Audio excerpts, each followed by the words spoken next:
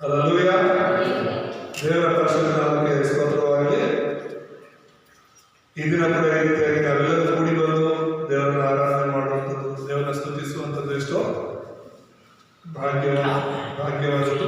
So ಇದುವರೆಗೂ ನಾವು ದೇವರನ್ನ ಆರಾಧನೆ ಮಾಡ್ತೀವಿ, ಸ್ತುತಿಸ್ತೀವಿ, ಪ್ರಾರ್ಥಿಸ್ತೀವಿ. ಸಮಯದಲ್ಲಿ ನಾವು ದೇವರ ವಾಕ್ಯವನ್ನು ಕೇಳೋಣ. ಇವತ್ತು ನಾವು ಮತ್ತಾಯ 8 ಮತ್ತು 9ನೇ ಅಧ್ಯಾಯಗಳನ್ನು ಧ್ಯಾನ ಮಾಡೋಣ.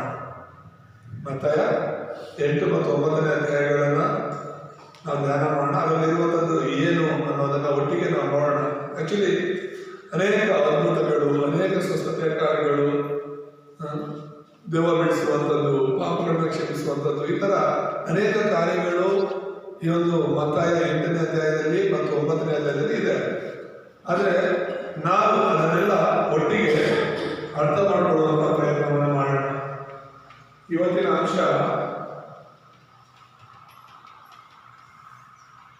ಯೇಸುವಿನ ಸರ್ವಾಧಿಕಾರ.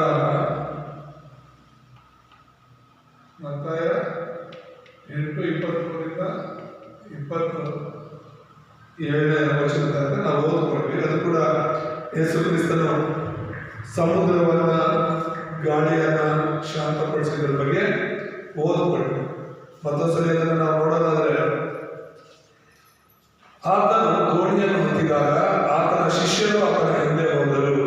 ಅವರು ಹೋಗುತ್ತಿರುವಾಗ ಸಮುದ್ರವು ಅಲ್ಲಕಲ್ಲೋಲವಾಗಿ ದೋಣಿಯು ತೆರೆಗಳಿಂದ ಮುಚ್ಚಿ ಹೋಯಿತು. ಆದರೆ ಆತನು ನಿದ್ದೆ ಹತ್ತಿ ಮಲಗಿದ್ದನು. ಅವರು ಹತ್ತಿರ ಬಂದು ಆತನನ್ನು ಎಬ್ಬಿಸಿ, ಸ್ವಾಮಿ ಕಾಪಾಡು, ಸಾಯುತ್ತೇವೆ ಅನ್ನಲಾಗಿ. ಆತನವರಿಗೆ, ಅಲ್ಪ ವಿಶ್ವಾಸಿಗಳೇ, ಯಾಕೆ ಧೈರ್ಯಗೆಡುತ್ತೀರಿ ಎಂದು ಹೇಳಿ ಎದ್ದು ಗಾಳಿಯನ್ನು, ಸಮುದ್ರವನ್ನು ಗದರಿಸಿದರು. ಆಗ ಎಲ್ಲ ಶಾಂತವಾಯಿತು. ಆ ಜನರು ಬೆಳಗಾಗಿ, ಆತನು ಎಂಥವನಾಗಿರಬಹುದು, ಗಾಳಿ ಸಮುದ್ರವೂ ಸಹ ಈತನು ಹೇಳಿದ ಹಾಗೆ ಕೇಳುತ್ತವಲ್ಲ ಅಂದರು. ಆಮೇಲೆ ಯಾವ್ದು ಕೇಳ್ತಾ ಇರೋದು? ಯಾವ್ದು ಕೇಳ್ತಿದೆ? ಗಾಳಿಗೆ ಕಿವಿದೆಯಾ? ಸಮುದ್ರಕ್ಕೆ ಕಿವಿದೆಯಾ? ಆದ್ರೆ ಅವ್ರು ಕೇಳ್ತಿದೆ, ದೇವರುಗಳ ಮಾತನ್ನ ಕೇಳ್ತಿದೆ. ಕಿವಿರೋ ನಾವು ಕೇಳ್ತಿದ್ದ ದೇವರ ಮಾತು ಅಲ್ವಾ? ಪ್ರತಿದಿನ ನಮಗೆ ದೇವರ ವಾಕ್ಯ ಕೇಳಿಸಿಕೊಂಡು ಕೂಡ ನಾವು ದೇವರ ವಾಕ್ಯದ ನಡೆಯಕ್ಕಾಗ್ತದೆ. ಈ ದಿನದಲ್ಲಿ ಯೇಸುವಿನ ಸರ್ವಾಧಿಕಾರದ ಕುರಿತಾಗಿ ನಾವು ನೋಡೋಣ. ಪರಿಚಯದಲ್ಲಿ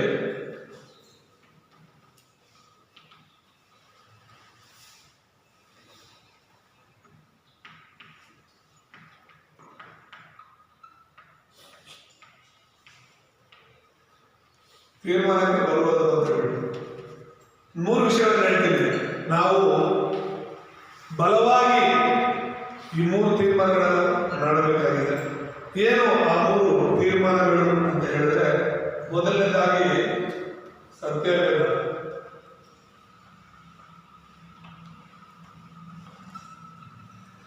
ಏನ್ ತೀರ್ಮಾನಕ್ಕೆ ಬರ್ಬೇಕು ನಾವು? ಸತ್ಯವೇದವೇ ಶ್ರೇಷ್ಠವಾದದ್ದು ಅನ್ನೋ ತೀರ್ಮಾನಕ್ಕೆ ಬರಬೇಕು. ಬೈಬಲೇ ಎಲ್ಲ ಪುಸ್ತಕಗಳಲ್ಲಿ ಶ್ರೇಷ್ಠವಾದದ್ದು ಅಂತ. ಹಾಗಾದ್ರೆ ಸುಮ್ಮನೆ ಬೈಬಲ್ ನಂಬೋದು ಬೇಡ.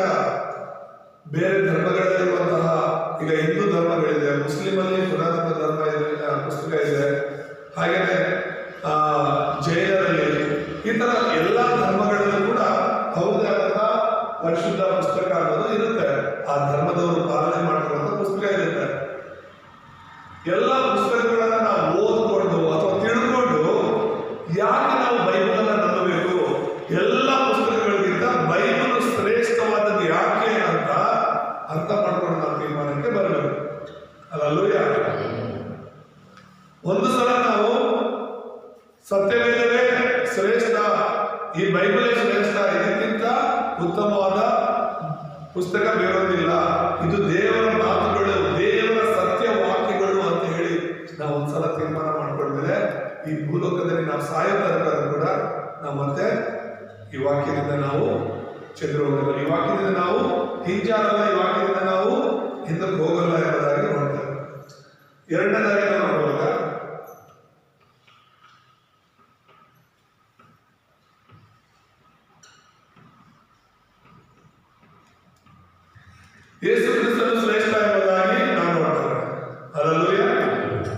ಯಾರು ಶ್ರೇಷ್ಠರಾಗಿರ್ಬೇಕು ನಮಗೆ ಹೇಳಿ ಅಲ್ಲ, ಯಾರು? ಯೇಸು ಕ್ರಿಸ್ತನು ಶ್ರೇಷ್ಠವಾಗಿರ್ಬೇಕು. ಯಾಕೆ ನಾನು ಹೇಳ್ತಾ ಇದ್ದೀನಿ ಅಂತ ಹೇಳಿದ್ರೆ, ಈಗ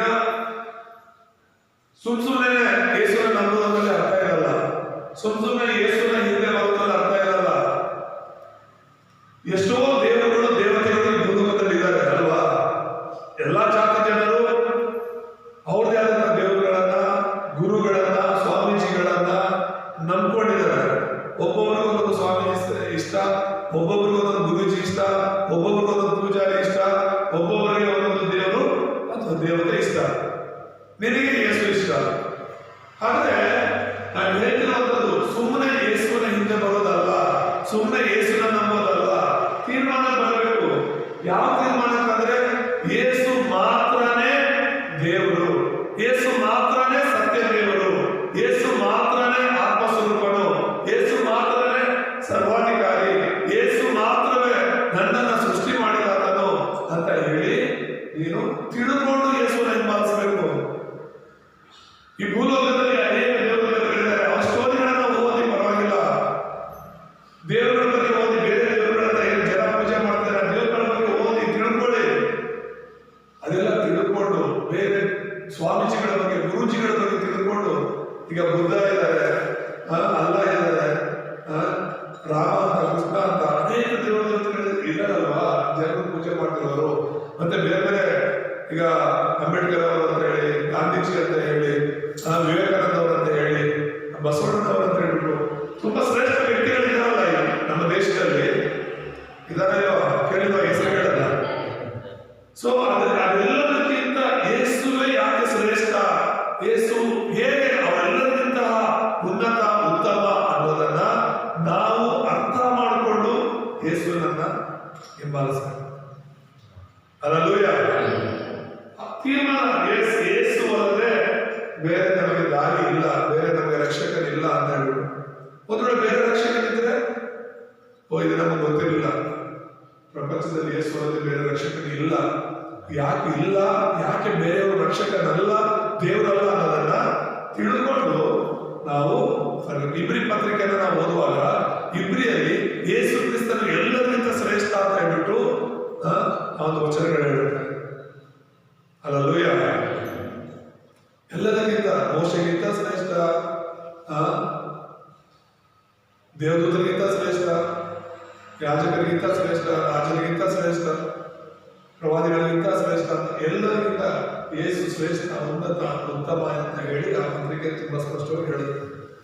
ಅದೇ ರೀತಿಯಾಗಿ ನಿನ್ನ ಜೀವನದಲ್ಲಿ ಕೂಡ ನೀನು ಯೇಸು ಮಾತ್ರವೇ ಶ್ರೇಷ್ಠ, ಉನ್ನತ ಅನ್ನೋ ತೀರ್ಮಾನಕ್ಕೆ ಯಾಕೆ ಹೇಳ್ತಾ ಇದ್ದೀನಿ ಅಂದ್ರೆ, ನಿನಗೆ ಸತ್ಯವೇದ ಗೊತ್ತಿಲ್ಲ ಅಂತ ಹೇಳಿದ್ರೆ ಬೇರೆಯವ್ರು ಯಾರಾದ್ರೂ ಬೇರೆ ಪುಸ್ತಕದ ಬಗ್ಗೆ ಮಾತನಾಡಿದ್ರೆ ನೀನು ಆ ಕಡೆ ಹೋಗುವಂತ ಅವಕಾಶಗಳಿರುತ್ತೆ.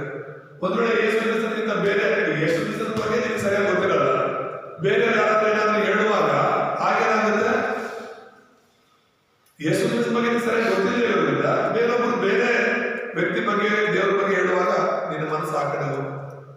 ಯಾಕಂದ್ರೆ ಯೇಸು ಬಗ್ಗೆ ನಿನಗೆ ಸರಿಯಾಗಿ ತಿಳಿದಿರಲಿಲ್ಲ. ಅದಕ್ಕೋಸ್ಕರ ಹೇಳ್ತಾ ಇರುವಂಥದ್ದು, ಬೇರೆ ಎಲ್ಲವನ್ನ ನಾವು ಓದಬೇಕು, ತಿಳ್ಕೋಬೇಕು, ಅದ್ರ ಮುಕ್ತಾಯಕ್ಕೆ ಬರಬೇಕಾಗಿರೋದು, ತೀರ್ಮಾನ ಬರಬೇಕಾಗಿರೋದು ಸತ್ಯವೇದವೇ ಸತ್ಯವಾಗಿರುವಂತ ವಾಕ್ಯ. ಹಲ್ಲೆಲೂಯಾ. ಪ್ರಪಂಚದಲ್ಲಿ ಈಗ ನಮ್ಮ ದೇಶದಲ್ಲಿ ಆಗಲಿ ಬೈಬಲ್ ಒಂದು ಕೆಟ್ಟ ಪುಸ್ತಕ ಅಂತ ಹೇಳ್ತಾರೆ ಕೆಲವರು, ಆಗದೇ ಇರುವುದು. ಬೈಬಲಲ್ಲಿ ಕೆಟ್ಟ ಕೆಟ್ಟದೆಲ್ಲ ಬರೆಯಲ್ಪಟ್ಟಿದೆ ಅಂತ ಹೇಳ್ಬಿಟ್ಟು, ಉದಾಹರಣೆಗೆ ಹೇಳ್ಬೇಕಾದ್ರೆ ಲೋಟನ್ ಅಂತ ಹೇಳಿ ಒಬ್ಬ ವ್ಯಕ್ತಿ ಇದ್ದಾನೆ. ಆ ಲೋಟನ್ ಎಂಬ ಇಬ್ಬರು ಹೆಣ್ಮಕ್ಳು ಇರ್ತಾರೆ. ಅವ್ರ ಹೆಂಡತಿ ಉಪ್ಪಿನ ಕಂಬ ಆಗ್ಬಿಟ್ಟಿರುತ್ತೆ.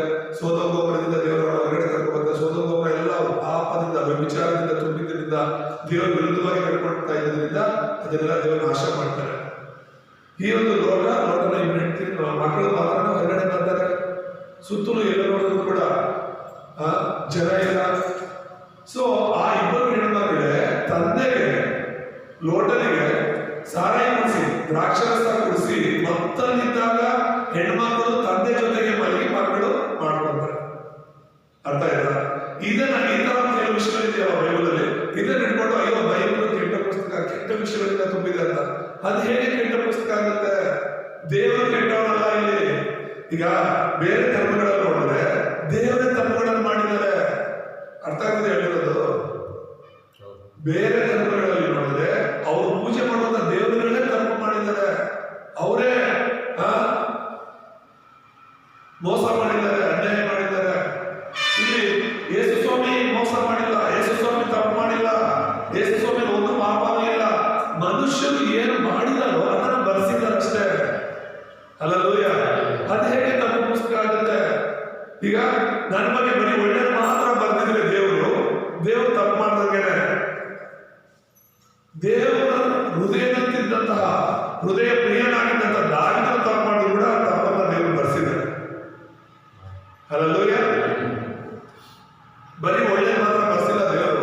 ಒಬ್ಬ ವ್ಯಕ್ತಿ ಅವನು ಒಳ್ಳೇದು ಮಾಡಿದ್ರು ಬರ್ಸಿದ್ದಾರೆ, ಅವ್ನು ತಪ್ಪು ಮಾಡಿದ್ರು ಬರ್ಸಿದ್ದಾರೆ. ಅದಕ್ಕೆ ದೇವರು ನೀತಿವಂತ. ಹಲ್ಲೆಲೂಯಾ. ಇಲ್ಲಿ ದೇವರು ತಪ್ಪು ಮಾಡಿದಾಗ ಒಂದು ವಚನ ಇದೆಯಾ? ಇಲ್ಲ. ದೇವರು ತಪ್ಪು ಮಾಡಿದ್ರೆ ಒಂದು ವಚನ ಇದೆಯಾ? ಇಲ್ಲ.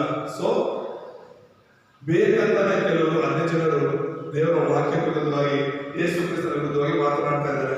ಅವ್ರು ಇದನ್ನೆಲ್ಲ ಹೇಳಿದಾಗ, ಓ ಹೌದಾ, ಅಯ್ಯೋ ನನಗೆ ಇದು ಗೊತ್ತೇ ಇಲ್ಲ, ನಮ್ಮ ಭಾಷಣದ ಬಗ್ಗೆ ಹೇಳೇ ಇಲ್ಲ, ಇವ್ರು ಈ ಥರದ್ದೆಲ್ಲ ಮಾಡಿದಾರ ಬೈಬಲಲ್ಲಿ, ಹೀಗೆಲ್ಲ ನಡೆದಿದ್ಯಾ, ಈ ಥರದ್ದೆಲ್ಲ ಇದೆಯಾ ಸ್ಟೋರಿ ಇದರಲ್ಲಿ ಅಂತ ಹೇಳ್ಬಿಟ್ಟು ನೀವು ಅನ್ಕೋಬಹುದು. ಅದರಲ್ಲಿ ಏನಿದೆ, ಮನುಷ್ಯರು ಅವ್ರು ತಪ್ಪು ಮಾಡಿದ್ದಾರೆ, ಬರ್ಸಿದ್ದಾರೆ. ಯಾಕಂದ್ರೆ ಈಗಿನ ಕಾಲದಲ್ಲ, ಆಗ ಲೋಟನ ಕಾಲದಲ್ಲಿ ಎಲ್ಲಿ ನೋಡಿದ್ರು ಕೂಡ ಜನರು ಕಾಣ್ತಾ ಇಲ್ಲ, ಜನರು ಕಾಣ್ತಿರ್ಲಿಲ್ಲ. ಅವ್ರು ಅನ್ಕೊಂಡಿದ್ದೆ, ಈಗ ನಮ್ಮ ಹತ್ರ ಫೋನ್ಗಳಿದೆ, ಎಷ್ಟು ಜನ ಇದ್ದಾರೆ ಪ್ರಪಂಚದಲ್ಲಿ, ಎಲ್ಲೆಲ್ಲಿ ಯಾವ ಇದೆ ಏನೋ ನಮ್ಗೆ ಗೊತ್ತು. ಅವ್ರು ಗೊತ್ತಿದ್ದು ಸೋದರ ಅಷ್ಟೇ. ಸೋದರ ಪಟ್ಟಣ ಹಾಳಾದ್ಮೇಲೆ ಇವ್ರು ಬಂದು ಒಂದು ಬೆಟ್ಟದ ಮೇಲೆ ಇದ್ದಾರೆ, ಎಲ್ಲೂ ಜನರಿಲ್ಲ, ಹೆಣ್ಣು ಮಕ್ಕಳು ವಯಸ್ಸಾಗಿರೋ ತಂದೆನ ಕರ್ಕೊಂಡು ಎಲ್ಲೂ ಹೋಗ್ತಾರೆ. ಅವ್ರು ಅನ್ಕೊಂಡಿದ್ದೇನೆ ಗೊತ್ತಾ, ಈ ಭೂಲೋಕದಲ್ಲಿ ಯಾರು ಇಲ್ಲ, ಉಳಿದಿರೋದೇ ನಾವು ಹೀಗೆ ಸತ್ತು ಬಿಟ್ರೆ ಮುಂದೆ ಮಕ್ಕಳಿರುತ್ತೆ, ಈ ಒಂದು ಲೋಕವೇ ನಿರ್ಜನವಾಗಿಬಿಡುತ್ತೆ. ಹಾಗಾಗಿ ನಾವು ನಮ್ಮ ತಂದೆ ಮುಂದೆ ಮಕ್ಕಳನ್ನು ಮಾಡ್ಕೊಳ್ಳೋಣ ಅಂತ ಒಂದು ಅರ್ಥ ಮಾಡ್ಕೊಳ್ಳಿ. ಈಗ ಪ್ರಾಣಿಗಳ ಬಗ್ಗೆ ನಾವು ನೋಡುವಾಗ, ಪ್ರಾಣಿಗಳದ್ದು ತಂದೆ ತಾಯಿಯ ಭಾವನೆ ಇರುತ್ತಾ? ಇರಲ್ಲ. ಅವು ಯಾವ ಜೊತೆಗೆ ಅದನ್ನು ತಪ್ಪು ಮಾಡ್ತಾ ಇರುತ್ತೆ, ಅವ್ರಿಗೆ ಅದು ಆಲೋಚನೆ ಇರೋದಿಲ್ಲ.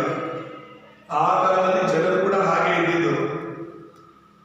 ತಂದೆ ತಾಯಿ, ಅಣ್ಣ ತಮ್ಮ, ಈ ತರ ಅಕ್ಕ ತಂಗಿಯರು, ಅಣ್ಣ ತಮ್ಮಂದ್ರು ಅಕ್ಕ ತಂಗಿಯರು ಮದುವೆ ಆಗ್ತಾ ಇದ್ರು. ನಮ್ಗೆ ಆಶ್ಚರ್ಯ ಆಗೋದು ಹೇಗೆ ಅಂತ, ಆದಮ ಅವರೇ ತಾನೇ ದೇವರು ಸೃಷ್ಟಿ ಮಾಡಿದ ಮೊದಲು. ಆದಮ ಅವರಿಗೆ ಮಕ್ಕಳಾದ್ರು, ಅವ್ರ ಮಕ್ಕಳಾದ್ಮೇಲೆ ಇನ್ನು ಬೇರೆ ಮಕ್ಕಳಲ್ಲಿಂದ ಬಂದ್ರು ಇವರು ಮದುವೆ ಆಗೋದಕ್ಕೆ. ಆದಮನಿಗೆ ಹೆಣ್ಣು ಮಕ್ಕಳು ಗಂಡು ಮಕ್ಕಳು ಹುಟ್ಟಿದ್ರು, ಹಾಗಾಗಿ ಅವರವರೇ ಮದುವೆ ಮಾಡ್ಕೊಂಡ್ರು. ಅದಾಶೆ ಅಯ್ಯೋ ಅಣ್ಣ ತಮ್ಮಂದ್ರು ಅಕ್ಕ ತಂಗಿಯರು ಹೇಗೆ ಮದುವೆ ಆದ್ರು ಅಂತ ಹೇಳಿದ್ರೆ, ಆ ಕಾಲದಲ್ಲಿ ಪ್ರಾರಂಭದಲ್ಲಿ ನಡೆದ 6,000 ವರ್ಷಗಳ ಹಿಂದೆ ಯಾವ ಸಂಬಂಧಗಳು ಇರಲಿಲ್ಲ.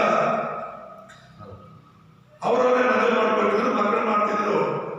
ಆದರೆ ಜನಸಂಖ್ಯೆ ಜಾಸ್ತಿ ಆದ್ಮೇಲೆ ನಾವು ಯಾಚಕ ಕಾಂಡವನ್ನು ಓದುವಾಗ ಯಾರು ಯಾರ ಜೊತೆ ಮದುವೆ ಆಗಬೇಕು, ಯಾರು ಯಾರ ಜೊತೆ ತಪ್ಪು ಮಾಡಬಾರ್ದು ಅಂತ ಪ್ರತಿಯೊಂದನ್ನು ಕೂಡ ದೇವರು ಆಜ್ಞೆಗಳ ರೂಪದಲ್ಲಿ ಕೊಟ್ಟಿದ್ದಾರೆ. ಹಲ್ಲೆಲೂಯಾ. ಸೊ ಇದನ್ನ ನಾವು ಅರ್ಥ ಮಾಡಬೇಕು. ದೇವರು ಇದನ್ನ ಮಾಡಬೇಡ ಅಂದಮೇಲೆ ಅದು ಮಾಡಿದ್ರೆ ತಪ್ಪಾಗುತ್ತೆ. ಹೇಳಕ್ ಮುಂಚೆ ಅದು ಮಾಡ್ತಾ ಇದ್ರೆ ತಪ್ಪಲ್ಲ. ಈಗ ನೀವು ಅಣ್ಣ ತಮ್ಮ ಅಕ್ಕ ತಂಗಿಯರು ಮದುವೆ ಆಗಬಾರ್ದು ಅಂತ ದೇವರು ಹೇಳಿದ್ದಿಲ್ಲ ಆ ಕಾಲದಲ್ಲಿ. ಆತರ ಹೇಳಿದ್ರೆ ಜನಸಂಖ್ಯೆ ಹೇಗೆ ಬೆಳೀತಾ ಇತ್ತು? ಅರ್ಥ ಆಗ್ತಿದ್ಯಾ? ಆದಮ ಅವರ ಮಕ್ಕಳು ಮಾತ್ರ ಹೇಳಿದ್ರು. ಆದಮ ಅವರ ಮಕ್ಕಳು ಒಬ್ಬೊಬ್ಬರು ಮದುವೆ ಆಗಿ ಅವ್ರ ಮಕ್ಕಳು ಮಾಡಿಲ್ಲ ಅಂದಿದ್ರೆ ಆ ಮಕ್ಕಳ ಜೊತೆಗೆ ಸಂತತಿ ಹಾಳಾಗ್ತಿತ್ತು, ನಾಶವಾಗಿರ್ತಾ ಇತ್ತು, ಎಲ್ಲ ಹೋಗ್ತಿತ್ತು. ನಾವೆಲ್ಲರೂ ಹೇಗೆ ಲೋಕದಲ್ಲಿ ಬರ್ತಿದ್ವಿ. ಸೊ ತುಂಬಾ ದಡದಲ್ಲಿ ಯೋಚನೆ ಮಾಡೋದಲ್ಲ ಬೈಬಲ್ ಅನ್ನ. ಸೊ ಅದಕ್ಕೋಸ್ಕರ ಹೇಳ್ತಿರುವಂತದ್ದು, ಯೇಸು ಕ್ರಿಸ್ತನು ಹೇಗೆ ಶ್ರೇಷ್ಠ ಅನ್ನೋದನ್ನ ನಾವು ಅರ್ಥ ಮಾಡಿಕೊಂಡು ತೀರ್ಮಾನ ಮಾಡಿಕೊಂಡು ಯೇಸುವನ್ನು ಹಿಂಬಾಲಿಸುವಾಗ ನಮ್ಮ ನಂಬಿಕೆ ತುಂಬಾ ಬಲವಾಗಿ ಇರುತ್ತೆ. ಅರ್ಥ ಆಗಿದೆ ಹೇಳಿರೋದು? ಅರ್ಥ ಆಗಿದೆಯಾ? ಮೂರನೇದಾಗಿ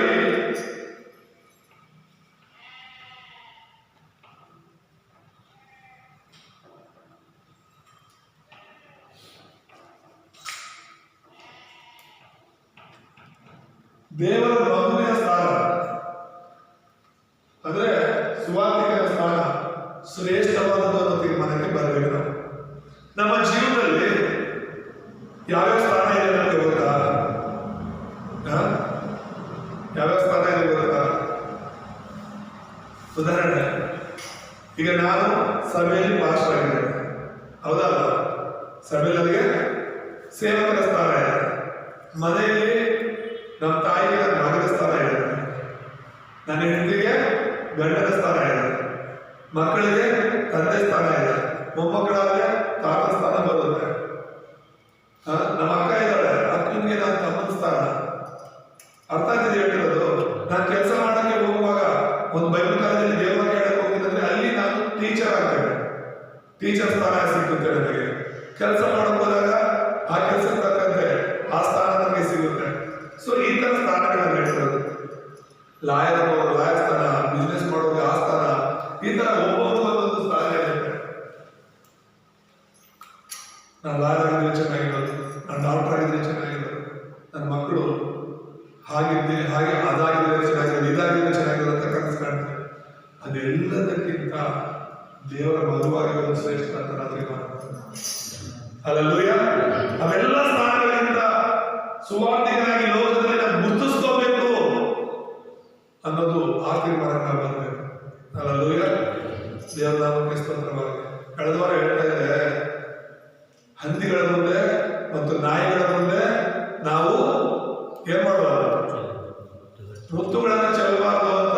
ಯಾಕಂದ್ರೆ ಅವುಗಳ ಬೆಲೆ ಗೊತ್ತಿಲ್ಲ, ಅವು ಮುತ್ತುಗಳನ್ನ ಅವ್ರು ಗೊತ್ತಿಲ್ಲದಿರೋದನ್ನ ತುಳ್ಕೊಂಡು ಹೋಗ್ಬಿಡ್ತಾರೆ. ನಮ್ಮ ಸಭೆಯಲ್ಲಿ ಇಷ್ಟೊಂದು ಉತ್ತಮವಾದಂತಹ ವಾಕ್ಯಗಳನ್ನು ನಾವು ಹೇಳ್ತಾ ಇರ್ತೀವಿ, ಈ ಕಡೆ ಕೇಳಿಸ್ಕೊಂಡು ಈ ಕಡೆ ಬಿಟ್ಬಿಡ್ತಾರೆ. ಯೇಸು ಕ್ರಿಸ್ತರನ್ನ ಇನ್ನೂ ಬಲವಾಗಿ ಹಿಡ್ಕೊಂಡು ಸಭೆಗೆ ಭಾನುವಾರ ಬಂದು ದೇವರನ್ನ ಆರಾಧನೆ ಮಾಡುವಷ್ಟು ಬಲನೂ ಇಲ್ಲದಷ್ಟು ಬಲಹೀನರ ಜೀವಿತವನ್ನು ಜೀವಿಸ್ತಾ ಇದ್ದಾರೆ. ನಾವು ಈ ತರ ಜೀವಿಸಿದ್ರೆ ನಾಳೆ ಏನಾದ್ರು ಯೇಸುವನ್ನು ನಂಬಿರೋದಕ್ಕೋಸ್ಕರ ಸಮಸ್ಯೆಗಳು ಅಂತ ಬಂದ್ರೆ ಯಾರು ನಿಲ್ತೀವಿ ನಾವು? ಓಡೋದಾದ್ರೆ ಹೇಳ್ತಾರೆ, ಸಮಸ್ಯೆಗಳು ಇಲ್ಲದೇ ಇದ್ದಾಗಲೇ ಸಭೆಗೆ ಬರಲ್ಲ ಅಂದ್ರೆ, ವಿರೋಧಗಳು ಇಲ್ಲದೇ ಇದ್ದಾಗಲೇ ನಾವು ಸಭೆಗೆ ಬರಲ್ಲ ಅಂದ್ರೆ, ನಾಳೆ ಬೆಳಗ್ಗೆ ಸಭೆಗೆ ಹೋಗೋದ್ರಿಂದ ಯೇಸುವನ್ನು ನಂಬಿದ್ರಿಂದ ಸಮಸ್ಯೆಗಳು ಬಂದ್ರೆ ಯಾರು ನಿಲ್ತೀವಿ ನಾವು? ತೀರ್ಮಾನದ ಜೀವಿತಗಳನ್ನು ನಾವು ಜೀವಿಸಬಾರದು. ಹಲ್ಲೆಲೂಯಾ. ನಮ್ಮ ತೀರ್ಮಾನಗಳು ಬಲಹೀನವಾಗಿರಬಾರದು. ನಾನು ಯೇಸುವಿನ ಮಗು, ಯೇಸುವಿನ ಸುವಾರ್ತಿಕ. ಸಾಯದ ತನಕ ನಾನು ಸುವಾರ್ತಿಕನಾಗಿರ್ತೀನಿ, ಸಾಯದ ತನಕ ನಾನು ಯೇಸುವಿನ ಮಗುವಾಗಿರ್ತೀನಿ ಅಂತ ಹೇಳ್ಬಿಟ್ಟು ಬಲವಾಗಿ ತೀರ್ಮಾನ ಮಾಡು. ಈ 3 ತೀರ್ಮಾನ, ಅನೇಕ ತೀರ್ಮಾನಗಳಿದ್ರು, ನಾನು ನಿಮಗೆ ಒತ್ತಿ ಹೇಳ್ತಿರುವಂಥದ್ದು ಈ 3 ಯಾವತ್ತೂ ಮರಿಬಾರದು. ಸತ್ಯವೇದ ನೀನು ಇಟ್ಕೊಂಡು ಜೀವಿಸ್ತಾ ಇದೆಯಾ ಅಂದ್ರೆ ಸತ್ಯವೇದ ಮಾತ್ರ ನಿನ್ನ ಜೀವಿತದಲ್ಲಿ ಶ್ರೇಷ್ಠವಾಗಬೇಕು, ಸತ್ಯವೇದದ ಪ್ರಕಾರನೇ ನೀನು ಜೀವಿಸಬೇಕು. ಆಮೇಲೆ 2ನೇ ತೀರ್ಮಾನ ನೀವು ಮಾಡಬೇಕಾಗಿರೋದು, ಈ ಲೋಕದಲ್ಲಿ ಎಷ್ಟೋ ಜನರು, ಎಷ್ಟೋ ದೇವರು ದೇವತೆಗಳಿದ್ರು ಕೂಡ ಯೇಸು ಮಾತ್ರನೇ ನನ್ನ ದೇವರು, ಯೇಸು ಮಾತ್ರನೇ ನನ್ನ ದೇವರು, ನನ್ನ ರಕ್ಷಕನ ತೀರ್ಮಾನಕ್ಕೆ ಬಂದು ನೀನು ಈ ಲೋಕದಲ್ಲಿ ಜೀವಿಸಬೇಕು. ಯಾವತ್ತೂ ಕೂಡ ನೀನು ಮತ್ತೆ ಹಿಂಜಾರಬಾರ್ದು ಈ ದೇವರು ಬಿಟ್ಟು. 3ನೇದಾಗಿ, ನಿನ್ನ ಜೀವನದಲ್ಲಿ ನೀನೇನೇನು ಆಗ್ಬೇಕು ಅನ್ಕೊಂಡಿದ್ಯೋ ಅದೆಲ್ಲ ಆಗದೆ ಇರ್ಬೋದು. ನೀನೇನೇನು ಸಾಧನೆ ಮಾಡ್ಬೇಕು ಅನ್ಕೊಂಡಿದ್ಯೋ ಅದು ಸಾಧನೆ ಮಾಡಕ್ ಆಗದೆ ಇರ್ಬೋದು. ಚಿಕ್ಕ ಮಕ್ಕಳಿದ್ದಾಗಲೇ ನಾವೆಲ್ಲರೂ ಆಸೆಗಳಿರ್ತಾರೆ, ನಾನು ದೊಡ್ಡದಾದ್ಮೇಲೆ ಅದಾಗಬೇಕು, ಇದಾಗಬೇಕು, ಏನು ಆಗದೆ ಇರ್ಬೋದು ಇರೋದು. ಆದ್ರೆ ನೀನು ದೇವರ ಮಗುವಾಗಿದೆ, ನೀನು ಸುವಾರ್ತಿಗಳಾಗಿದೆ. ಇದಕ್ಕಿಂತ ದೊಡ್ಡ ಸ್ಥಾನ ಈ ಲೋಕದಲ್ಲಿ ಇಲ್ಲ, ಇದಕ್ಕಿಂತ ಶ್ರೇಷ್ಠವಾದ ಸ್ಥಾನ ಈ ಲೋಕದಲ್ಲಿ ಇಲ್ಲ. ಹಾಗಾಗಿ ನೀನು ಖುಷಿ ಪಡು. ಆಮೇಲೆ ದೇವರ ಮಗುವಾಗಿ ಸಂತೋಷವಾಗಿ. ಸೊ ಈಗ ಮುಖ್ಯ ಸಂದೇಶ ಕೊಡೋಣ. ನಾವು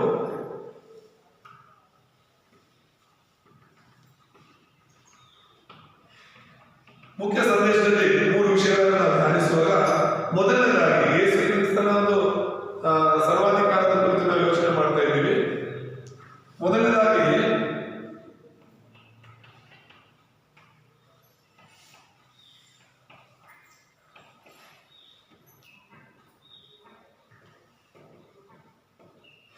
ರೋಗಗಳ ಮೇಲೆ ಯೇಸುವಿನ ಅಧಿಕಾರದ ಕುರಿತು ನಾವು ಮಾಡೋಣ.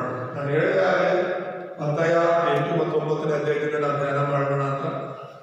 ಯೇಸು ಕ್ರಿಸ್ತನ ಸರ್ವಾಧಿಕಾರಿಯಾಗಿದ್ದಾರೆ, ಆತನ ಕೈಲಿ ಮಾಡಕ್ಕಾಗದಿರುವಂತದ್ದಂತ ಒಂದು ಕೂಡ ಇಲ್ಲ, ಎಲ್ಲವೂ ಆತನಿಂದ ಸಾಧ್ಯವಾಗಿದೆ. ಸೊ ಆತನ ಮನುಷ್ಯನಾಗಿ ಲೋಕದಲ್ಲಿ ಬಂದ ಮೇಲೂ ಕೂಡ ಆತನ ಕೈಲಿ ಮಾಡಕ್ಕಾಗದಿರುವಂತದ್ದೊಂದು ಇರಲಿಲ್ಲ.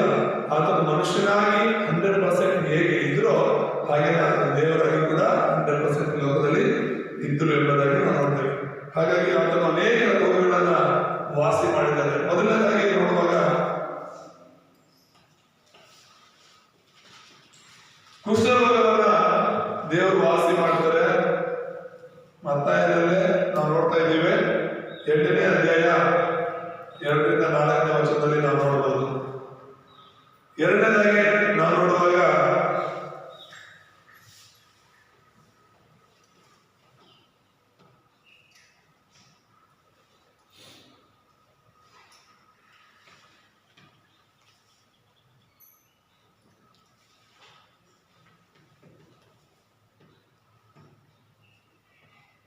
ಶತಾಧಿಪತಿಯ ಆಳನ್ನ ಗುಣಪಡಿಸೋದನ್ನು ನಾವು ನೋಡ್ತೇವೆ. 8:13 ನೋಡ್ತೇವೆ. ಮತ್ತೆ ಮೂರನೇದಾಗಿ ನಾವು ನೋಡುವಾಗ ಪೇತ್ರನ ಅತ್ತೆಯನ್ನು ಗುಣಪಡಿಸ್ತಾನೆ.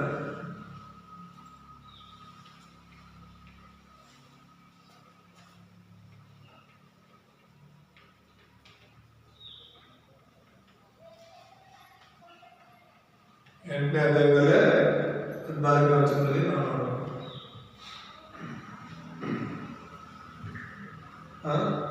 ರೋಗಗಳಲ್ಲಿ ಯೇಸು ಕ್ರಿಸ್ತನಿಗೆ ಅಧಿಕಾರ ಇದೆ. ಯೇಸು ಹೆಸರಲ್ಲಿ ಕಾಯಿಲೆಗಳು, ರೋಗಗಳು ಗುಣವಾಗುತ್ತೆ ಅನ್ನೋದಕ್ಕೆ ನಾವು ನೋಡ್ತೇವೆ. ಕುಷ್ಠರೋಗ, ಆ ಕಾಲದಲ್ಲಿ ಕುಷ್ಠರೋಗ ಅಂದರೆ ತುಂಬಾ ಡೇಂಜರ್ ಆಗಿತ್ತು, ತುಂಬಾ ಕಷ್ಟಕರ, ಭಯಂಕರವಾದ ರೋಗ ಆ ಕಾಲದಲ್ಲಿ. ಯೇಸು ಕ್ರಿಸ್ತನ ಕಾಲದಲ್ಲಿ ಕುಷ್ಠರೋಗ ಭಯಂಕರವಾಗಿತ್ತು. ನಾನು ಹೇಳಿದ್ದೇನೆ ಸರಿ, ಒರಿಸ್ಸಾಗೆ ಹೋಗಿದ್ವಿ ಸೇವೆಗೋಸ್ಕರ. ಒರಿಸ್ಸಾ ಒಂದು ರಾಜ್ಯಕ್ಕೆ ಸೇವೆ ಹೋಗಿದ್ವಿ. ಫಸ್ಟ್ ಟೈಮ್ ನಾನು ಒರಿಸ್ಸಾ ಆ ಒಂದು ರಾಜ್ಯದಲ್ಲಿ ಕಾಲಿಟ್ಟಿದ್ದೆ. ಅಲ್ಲಿ ರೈಲ್ವೆ ಸ್ಟೇಷನ್ ಇಂದ ಹೊರಗಡೆ ಬಂದು ಬಸ್ ಹತ್ತಿ ಇನ್ನೊಂದು ಕಡೆಗೆ ಹೋಗಿ ಅಲ್ಲಿಂದ ಇನ್ನೊಂದು ಬಸ್ ಹತ್ಕೊಂಡು ಹೋಗ್ಬೇಕು. ಸೊ ಹಾಗಾಗಿ ಒಂದು ಊರಲ್ಲಿ ಬಂದು ಇಳಿದುಕೊಂಡ್ವಿ. ಅಲ್ಲಿ ನೋಡಿದ್ರೆ ಬಸ್ ಸ್ಟ್ಯಾಂಡ್ ಅಲ್ಲಿ ನಮ್ಮ ಕಡೆ ಎಲ್ಲ ಭಿಕ್ಷೆ ಬೇಡಕ್ಕೆ ಬರ್ತಾರಲ್ಲ ಬಸ್ ಸ್ಟ್ಯಾಂಡ್ಗಳಲ್ಲಿ, ಆ ಥರ ಅಲ್ಲಿ ಕೂಡ ಭಿಕ್ಷೆ ಬಿಡೋರಿದ್ದಾರೆ. ಆದರೆ ಅಲ್ಲಿ ಭಿಕ್ಷೆ ಬಿಡೋದೆಲ್ಲರೂ ಕೂಡ ಕುಷ್ಠರೋಗಿಗಳೇ. ಎಲ್ಲ ಕೈ ಕಾಲೆಲ್ಲ ಹಿಂಗಾಗ್ಬಿಟ್ಟು ವಿಚಿತ್ರವಾಗಿರುವಂಥ ಒಂದು ಭಿಕ್ಷೆ ಬಿಡೋದು. ಅದೊಂದು ಒಂಥರ ಶಾಪ, ಭಯಂಕರವಾದಂಥ ಒಂದು ರೋಗ. ಆ ರೋಗ, ಕುಷ್ಠರೋಗ ಇದ್ರೆ ಯಾರು ಮನೇಲಿ ಸೇರಿಸ್ತಿರ್ಲಿಲ್ಲ, ಹೊರಗಡೆ ಕಳಿಸ್ಬಿಡೋರು ಆ ಮಕ್ಕಳನ್ನಾಗಲಿ ದೊಡ್ಡವನ್ನ. ಯೇಸುವಿನ ಕಾಲದಲ್ಲಿ ಕೂಡ ಕುಷ್ಠರೋಗ ತುಂಬಾ ಭಯಂಕರವಾಗಿತ್ತು. ಯೇಸು ಯಾರನ್ನು ಕೂಡ ದೂರ ಮಾಡಿ ಯೇಸು ಹತ್ತಿರಕ್ಕೆ ಕಳೆದವರನ್ನು ಗುಣಪಡಿಸ್ತಾರೆ. ಹಲ್ಲೆಲೂಯಾ. ಎರಡನೇದಾಗಿ ಶತಾಧಿಪತಿಯ ಆಳು. ಶತಾಧಿಪತಿ ಅಂದ್ರೆ ಏನು? 100 ಜನಕ್ಕೆ ಯಜಮಾನನಾಗಿರ್ತಾರೆ. 100 ಜನ ಸೈನಿಕರನ್ನ ನಡೆಸುವಂತ ಒಬ್ಬ ಅಧಿಪತಿ. ಶತ ಅಂದ್ರೆ 100. ಸೊ 100 ಜನರ ಮೇಲೆ ಅಧಿಕಾರಿಯಾಗಿರುವಂತ ಒಬ್ಬ ಸೇನಾಧಿಪತಿ ಏನ್ ಮಾಡ್ತಾರೆ, ಅವನ ಆಳು, ಅವರ ಮನೆಯಲ್ಲಿರುವಂತಹ ಆಳಿಗೆ ಹುಷಾರಿಲ್ಲದಿರೋದ್ರಿಂದ ಯೇಸುವಿನ ಬಳಿಗೆ ಹೋಗಿ ಕೇಳ್ತಾರೆ, ಈ ತರ ನನ್ನ ಆಳಿಗೆ ಹುಷಾರಿಲ್ಲ, ಅದನ್ನು ನೀವು ಆಸ್ತಿ ಮಾಡಿದ್ರೆ ಯೇಸು ನಡಿ ಹೋಗಿ ಬರ್ತೀನಿ ಅಂತ ಹೇಳಿದ್ರೆ, ನೀವು ಬರುವಷ್ಟು ಯೋಗ್ಯತೆ ನನಗಿಲ್ಲ, ನೀವು ನನ್ನ ಮನೆಗೆ ಬರುವಷ್ಟು ಯೋಗ್ಯತೆ ನನಗಿಲ್ಲ, ನೀವು ಒಂದು ಮಾತಾಡಿದ್ರೆ ಆಗೋದು. ಹಲ್ಲೆಲೂಯಾ. ಅದನ್ನೇ ನಾವು 13ನೇ ವಚನದಲ್ಲಿ ಓದುವಾಗ 8:13 ತುಂಬಾ ಸ್ಪಷ್ಟವಾಗಿ ನಾವು ನೋಡ್ತೇವೆ. ಅದನ್ನ ನೀನು ನಂಬಿದಂತೆ ನಿನಗಾಗಲಿ, ಹೋಗು ಎಂದು ಹೇಳಿದನು. ಅದೇ ಗಳಿಗೆಯಲ್ಲಿ ಅವನ ಆಳಿಗೆ ಗುಣವಾಯಿತು. ಹಲ್ಲೆಲೂಯಾ. ಅದೇ ಗಳಿಗೆಯಲ್ಲಿ ಅವನ ಆಳಿಗೆ ಗುಣವಾಯಿತು. ಮತ್ತೆ ಮೂರನೇದಾಗಿ ನಾವು ನೋಡುವಾಗ ಪೇತ್ರನ ಅತ್ತೆ ಹುಷಾರಿಲ್ಲದೆ ಇರ್ತಾರೆ. 14ನೇ ವಚನದಲ್ಲಿ ನಾವು ನೋಡುವಾಗ, ತರುವಾಯ ಯೇಸು ಪೇತ್ರನ ಮನೆಗೆ ಬಂದು ಅವನ ಅತ್ತೆ ಜ್ವರದಲ್ಲಿ ಬಿದ್ದಿರುವುದನ್ನು ಕಂಡು ಆಕೆ ಕೈಯನ್ನು ಮುಟ್ಟಿದನು. ಮುಟ್ಟಿದಾಗಲೇ ಜ್ವರವು ಆಕೆಯನ್ನು ಬಿಟ್ಟು ಹೋಯಿತು. ಹಲ್ಲೆಲೂಯಾ. ಸೊ ಹೀಗೆ ಹೇಳ್ತಾ ಹೋದರೆ ಬೈಬಲಲ್ಲಿ ಯೇಸು ಕ್ರಿಸ್ತನು ಮಾಡಿದಂತಹ ಅನೇಕ ಸ್ವಸ್ಥತೆಗಳು ಇವೆ. ನಾನು ಇದೆಲ್ಲ ಮಾತಾಡೋದು ಶೈಕ್ಷಣಿಕವಾದ ಸ್ವಸ್ಥತೆಗಳ ಬಗ್ಗೆ. ಎಲ್ಲ ತರಹದ ರೋಗಗಳನ್ನ ಯೇಸು ಕ್ರಿಸ್ತನು ಗುಣಪಡಿಸುತ್ತಾರೆ. ಯೇಸು ಬಂದರೆ ನಮ್ಮನ್ನ ಗುಣಪಡಿಸುತ್ತಾರೆ. ಹಲ್ಲೆಲೂಯಾ. ಸೊ ಎಲ್ಲ ತರದ ರೋಗಗಳಿವೆ. ಕುಷ್ಠರೋಗ ಆಗಲಿ, ಸಾಯುವಂತ ರೋಗವಾಗಲಿ, ಜ್ವರವಾಗಲಿ, ಇನ್ನೊಂದಾಗಲಿ ಮತ್ತೊಂದಾಗಲಿ, ಯೇಸು ಕ್ರಿಸ್ತನ ಹೆಸರಿನಲ್ಲಿ ಗುಣವಾಗುತ್ತೆ. ಯೇಸು ಕ್ರಿಸ್ತನು ಅಂದ್ರೆ ನೀನು ನಂಬಿದ ಹಾಗೆ ಆಗಲಿ ಅಂತ ಹೇಳ್ಬಿಟ್ಟು ಹೇಳಿರೋದು. ಆ ಒಂದು ಶತಾಧಿಪತಿ ಹೇಳ್ತಾ ಇರೋದೇನು, ಹೋಗು ಎಂದು ಹೇಳಿದರು. ನೀನು ನಂಬಿದಂತೆ ನಿನಗಾಗಲಿ. ಈಗ ನಾವು ಸಭೆಗೆ ಬರ್ತಿದ್ದೀವಿ, ಸೇವಕನ ಕರಿತೀವಿ, ಪ್ರಾರ್ಥನೆ ಮಾಡಿಸ್ಕೊಳ್ತೀವಿ ಅಂದ್ರೆ ನಂಬಿಕೆಯಲ್ಲಿ ಪ್ರಾರ್ಥನೆ ಮಾಡಿಸ್ಕೊಳ್ಳೋದಲ್ಲ. ನಂಬಿ ನಾವು ಪ್ರಾರ್ಥನೆ ಮಾಡುವಾಗ ನಾವೇನ್ ನಂಬ್ತೀವಿ ಅದು ನಡೆಯುತ್ತೆ. ನನ್ನ ದೇವರು ನನ್ನ ಗುಣಪಡಿಸ್ತಾರೆ ಅಂತ ನೀನು ಸಂಪೂರ್ಣವಾಗಿ ತೀರ್ಮಾನ ಬಂದು ಪ್ರಾರ್ಥಿಸುವಾಗ ದೇವರು ಕಾರ್ಯ ಮಾಡ್ತಾನೆ. ಹಲ್ಲೆಲೂಯಾ. ಎರಡನೇದಾಗಿ ಮುಖ್ಯ ಸಂದೇಶದಲ್ಲಿ ನಾವು ನೋಡುವಾಗ ಪ್ರಕೃತಿಯ ಮೇಲೆ ಯೇಸುವಿನ ಅಧಿಕಾರ ಅಂತ ಹೇಳಿ.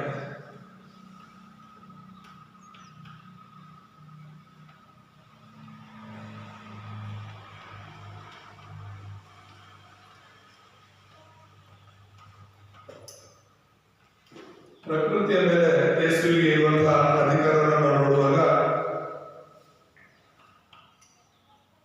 ಮೊದಲನೇದಾಗಿ ಗಾಳಿ ಬಗ್ಗೆ ನಾವು ನೋಡ್ತೀವಿ. ಎರಡನೇದಾಗಿ ಸಮುದ್ರ,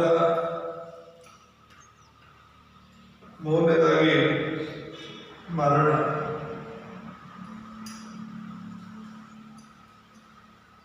ಗಾಳಿ ಮತ್ತು ಪ್ರಕೃತಿಯ ಬಗ್ಗೆ ನಾವು ನೋಡುವಾಗ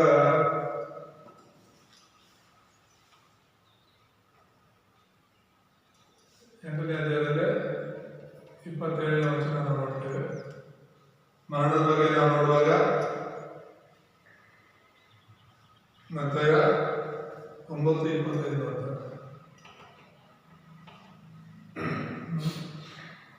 ಅಂದ್ರೆ ನಾವು ಯಾಕೆ ಓದ್ಕೊಡ್ವಲ್ಲ, 8ನೇ ಅಧ್ಯಾಯದಲ್ಲಿ ನಾವು ಓದುವಾಗ ನೋಡಿದ್ವಿ, 26-27 ಓದುವಾಗ ಅಲ್ಪವಿಶ್ವಾಸಿಗಳೇ ಯಾಕೆ ಧೈರ್ಯಗೆಡುತ್ತೀರಿ ಎಂದು ಹೇಳಿ ಎದ್ದು ಗಾಳಿಯನ್ನು ಸಮುದ್ರವನ್ನು ಗದರಿಸಿದನು. ಆಗ ಎಲ್ಲ ಶಾಂತವಾಯಿತು.